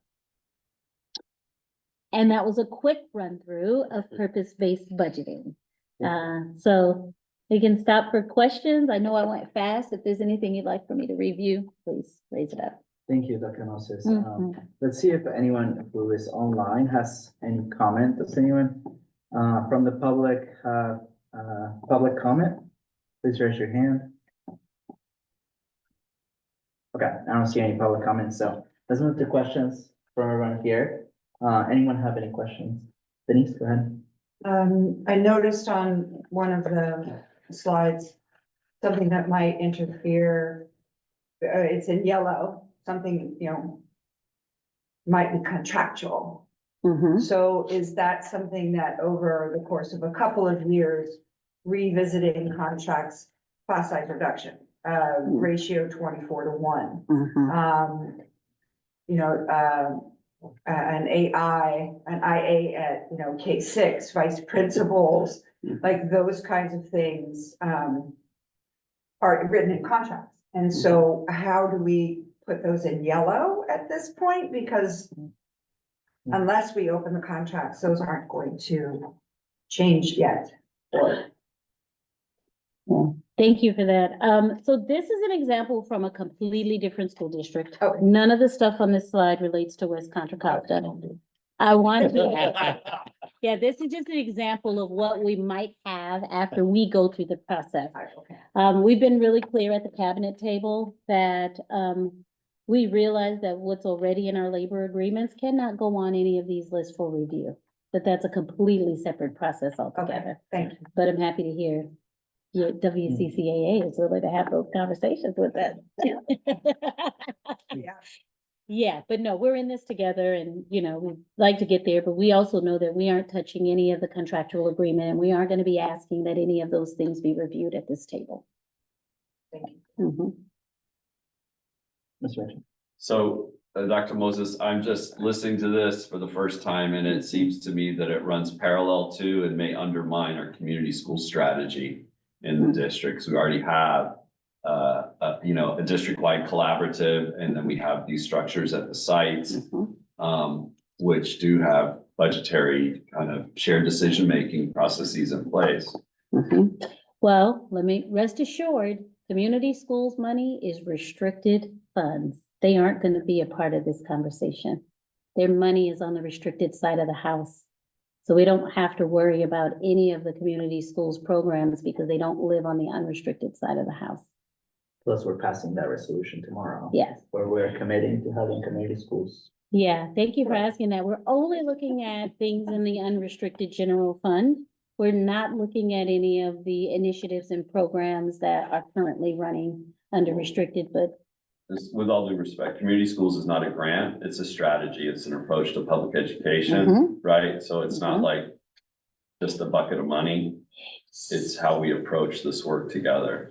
yeah, but what we're looking at here are ways in which to adjust some of our spending. So I'm not trying to be disrespectful to the program. We're absolutely committed and we've talked about moving forward. How can we put more of the community schools budget into LCAP, right? So one of the ways of doing that is by freeing up money in the LCAP by looking at existing programs. So I think that we want the same things. We want to grow that program. But right now, all of the money that's being allocated to that program is coming from the restricted side of the house. And we're trying to evolve it to include the unrestricted resources, which is another reason why we need to really examine what we're doing so that we can make room for more of community schools to live in LCAP. Okay.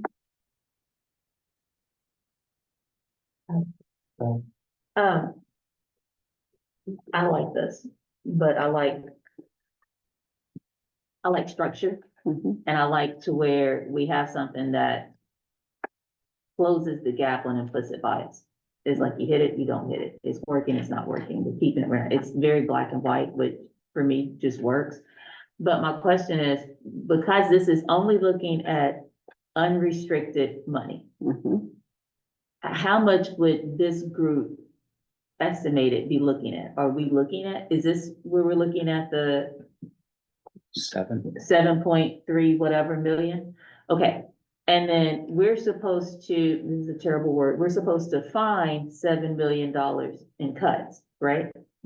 We hope. We hope. And that's from this unrestricted amount of 7 million.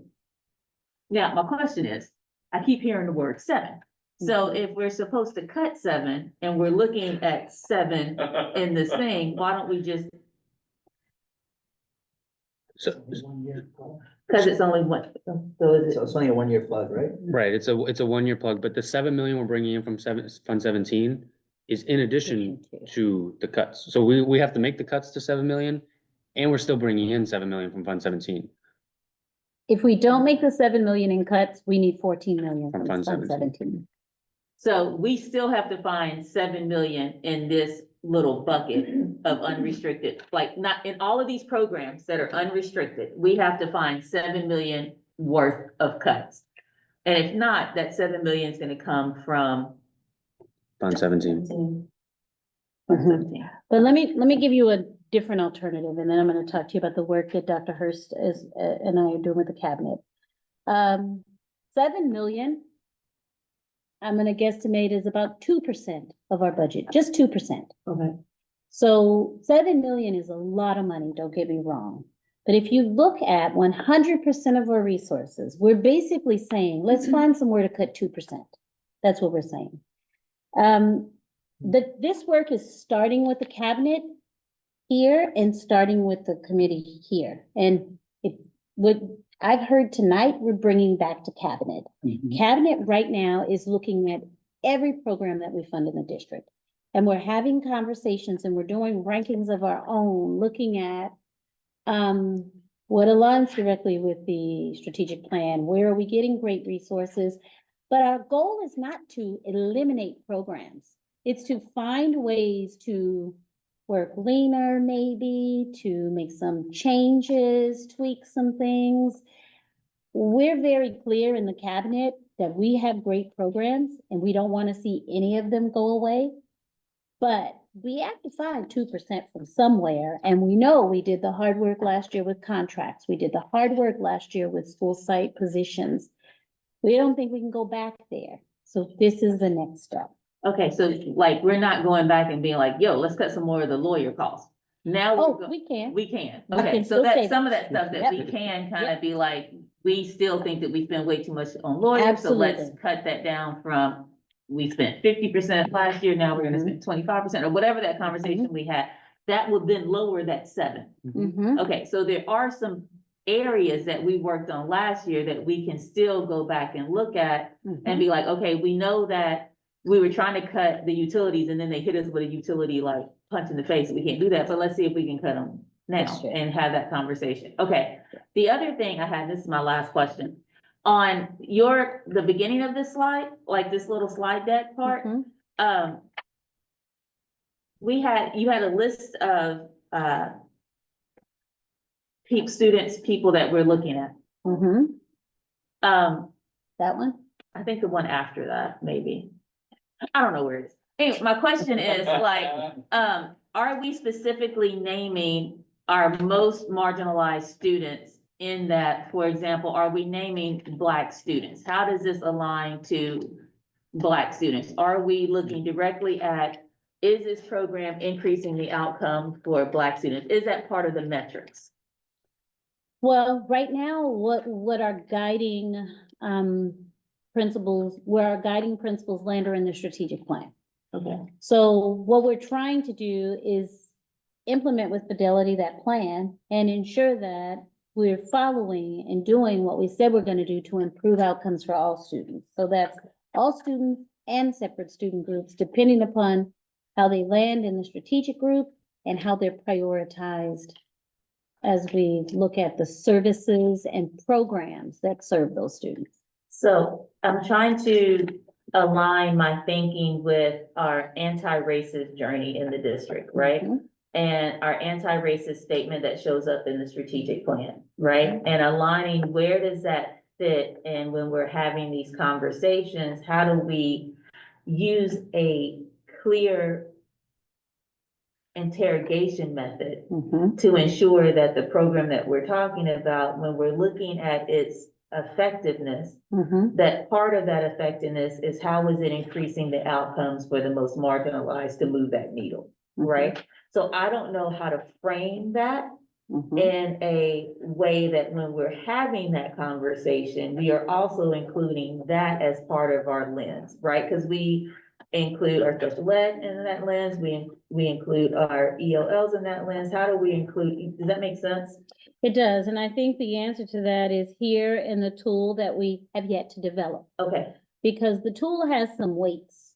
And Okay. the cabinet's gonna have the conversations, and I'm sure Dr. Hurst will extend that to the board. We could choose for one of our weights to be, increased support to historically marginalized students. right, which includes most of our district, right? Right. Because our historically marginalized students are both Black and brown. Yes, so Okay. this is also an example of another district's tool. It Okay. came from VIP, give them their credit.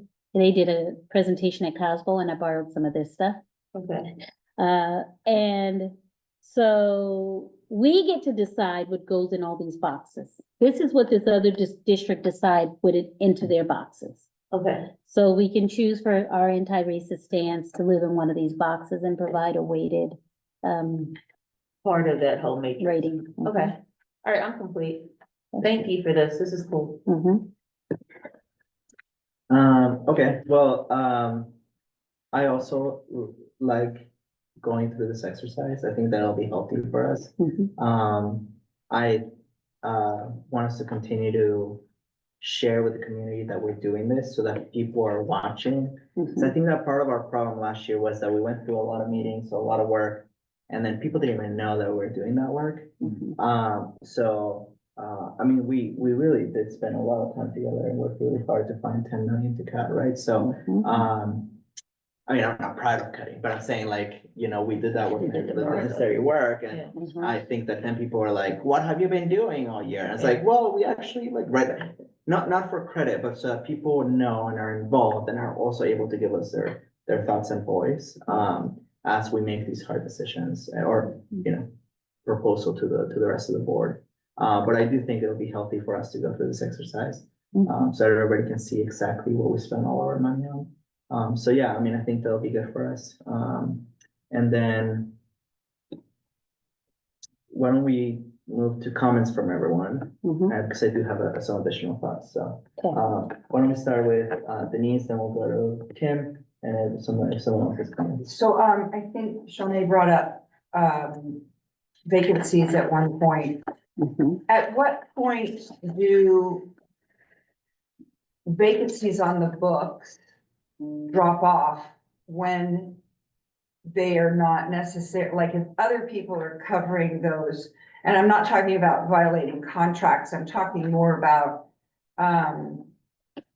because the contract would be ratio and you can't drop off a job for a ratio. But if there are vacancies where they've gone unfulfilled, at what point do they drop off that becomes then a savings, in cleaning up some of these jobs?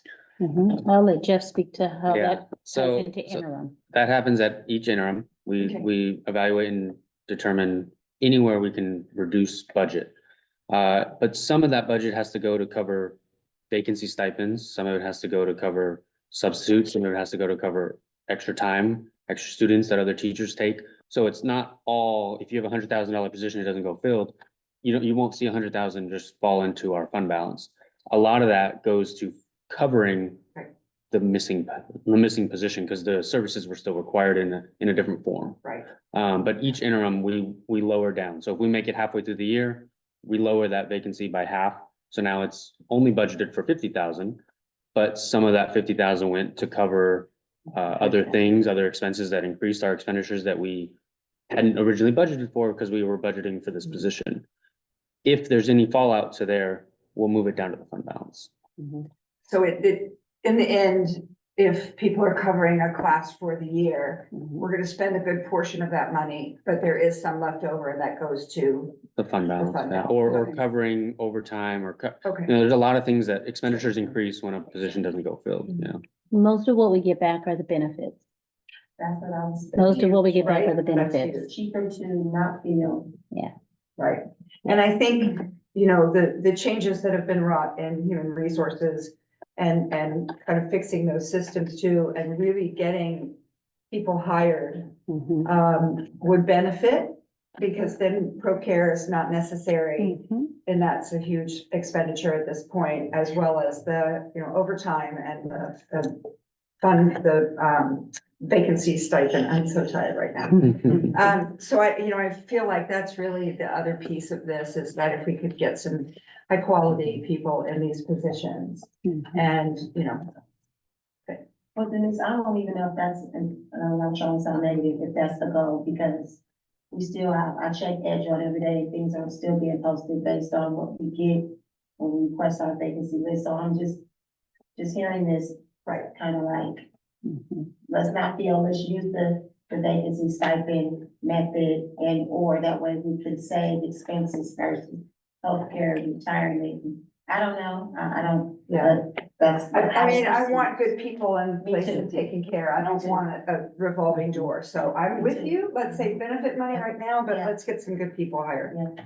I'm Well, just I saying. would say, I don't wanna defend the district, but I will say that I have seen no evidence that they're purposely not hiring people. The reality is that, I know. no, I know, but that's what was shared. So I just wanna say, even though I understand, that's probably the feeling or what people believe, right, from just looking outside in.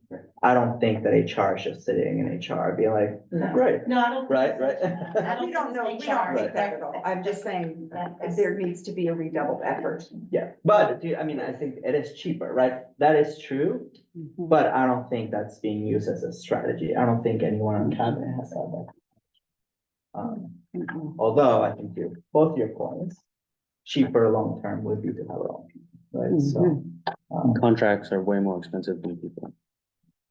And even not just the person, but the contract with the company, right? Don't we have to have a umbrella or an umbrella contract, and then we pay the salaries? Yeah. It's a lot. Oh, Well, their rates are higher than our hourly Oh, yeah, rates. Yeah. absolutely. And in the case that we have a staff working overtime, usually that overtime money, and they get burnt out, and we don't want that either.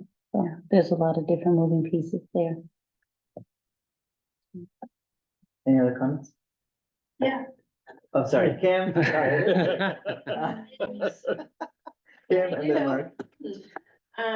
As we're going through all of this, I know there's a select few of us here this evening.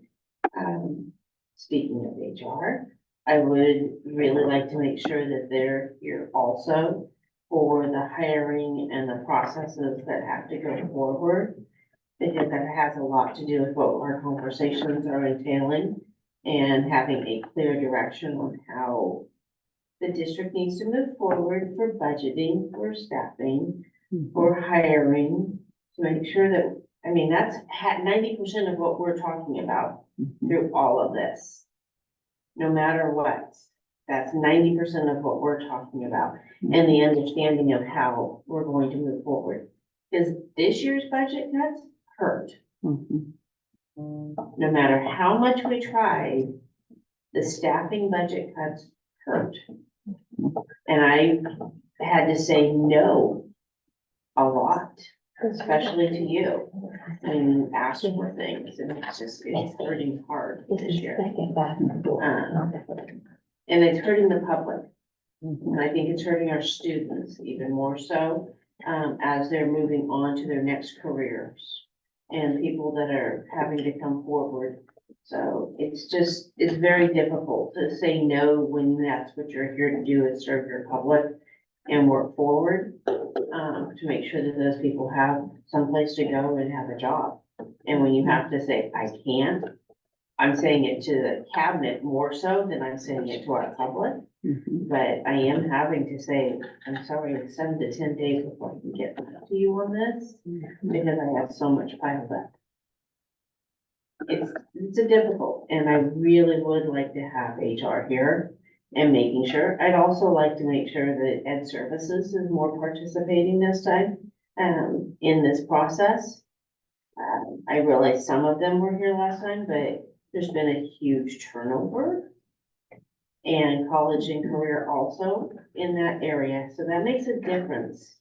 In our funding issues And yeah, I know a little bit more because it all involves what I do as far as challenges, but I also know that making sure what Paul does and we don't get those findings, and having to go forward, we need to have HR here, we need to have college and career here.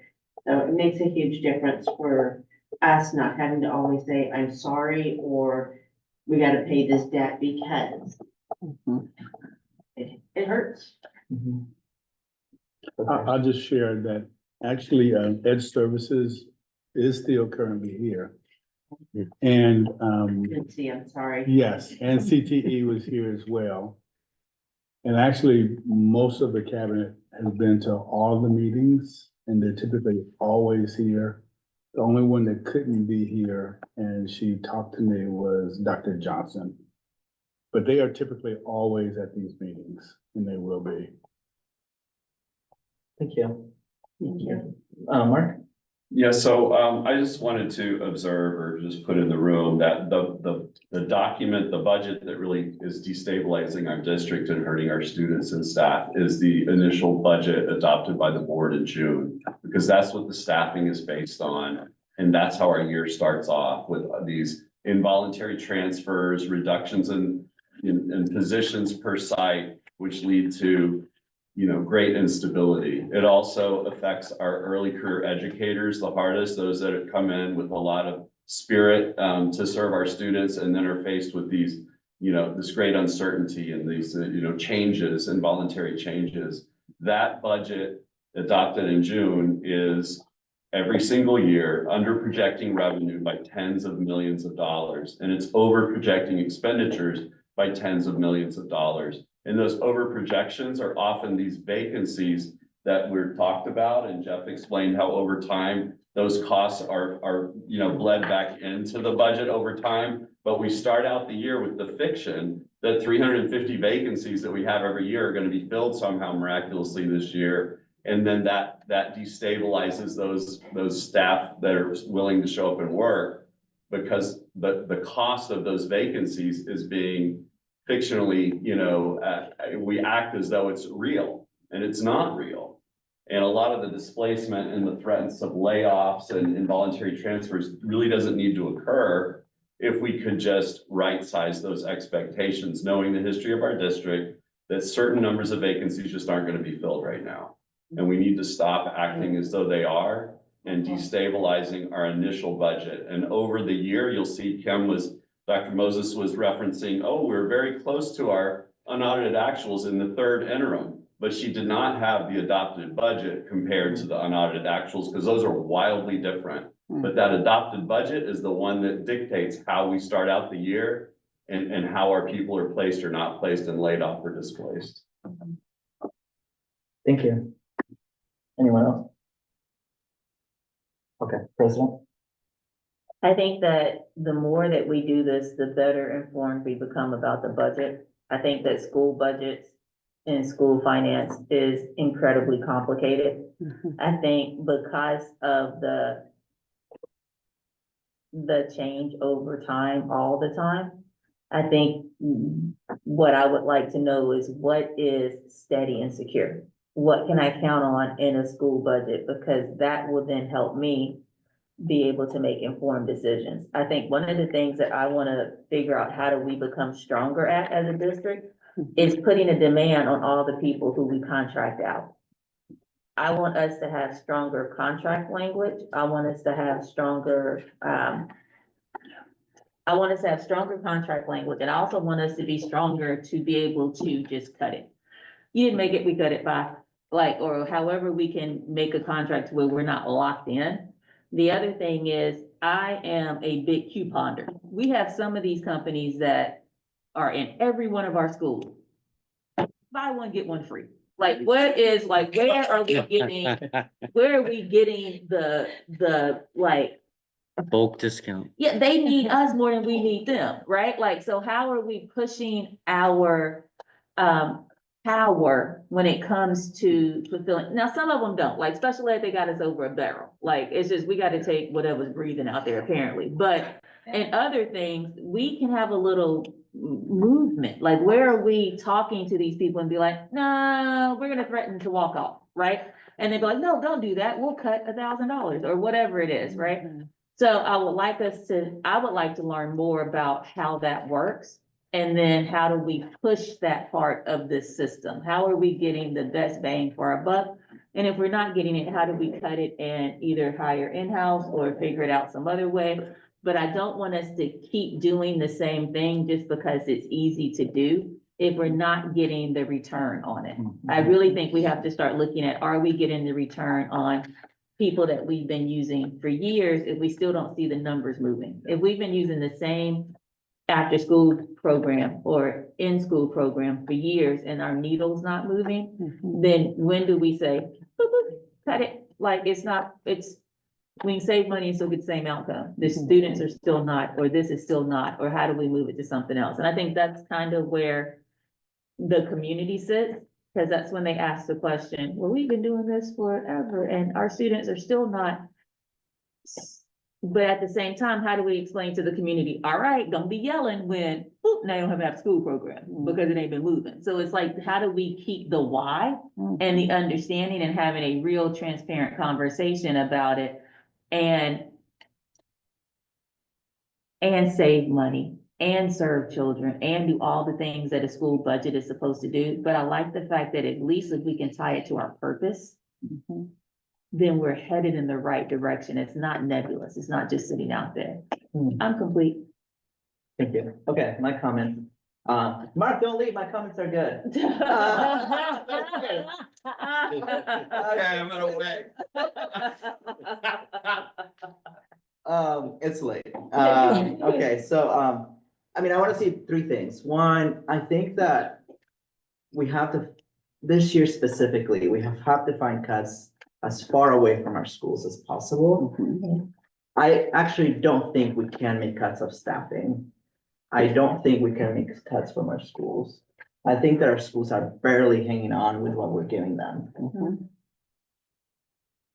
In education, especially in urban districts like ours, no matter what, no school's gonna have enough, right? Even in districts that I've worked with, like in Menlo Park, they're like exponentially wealthier. They still say they don't have enough, right? But for our schools, they truly are starving of resources, right? And every day our administrators and our teachers are having to make really difficult decisions at the schools because the state and the federal government are not giving us enough, right? And people say to me like, oh, but you're getting more money than ever before. But the reality is that we have more need than we ever have. And I think that our sped cost is proof that our needs have grown, especially after COVID, right? So this year, I think that our job as a group is to find the 7 million to be cut outside of any staffing.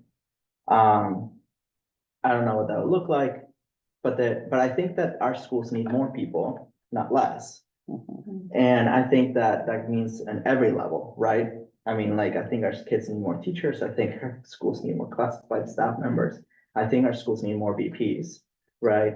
But I mean, I think even just maintaining what we have, I think should be our goal. And with that said, I think that for SPED, we need to do something different because our costs continue to grow and we continue to look at contracts.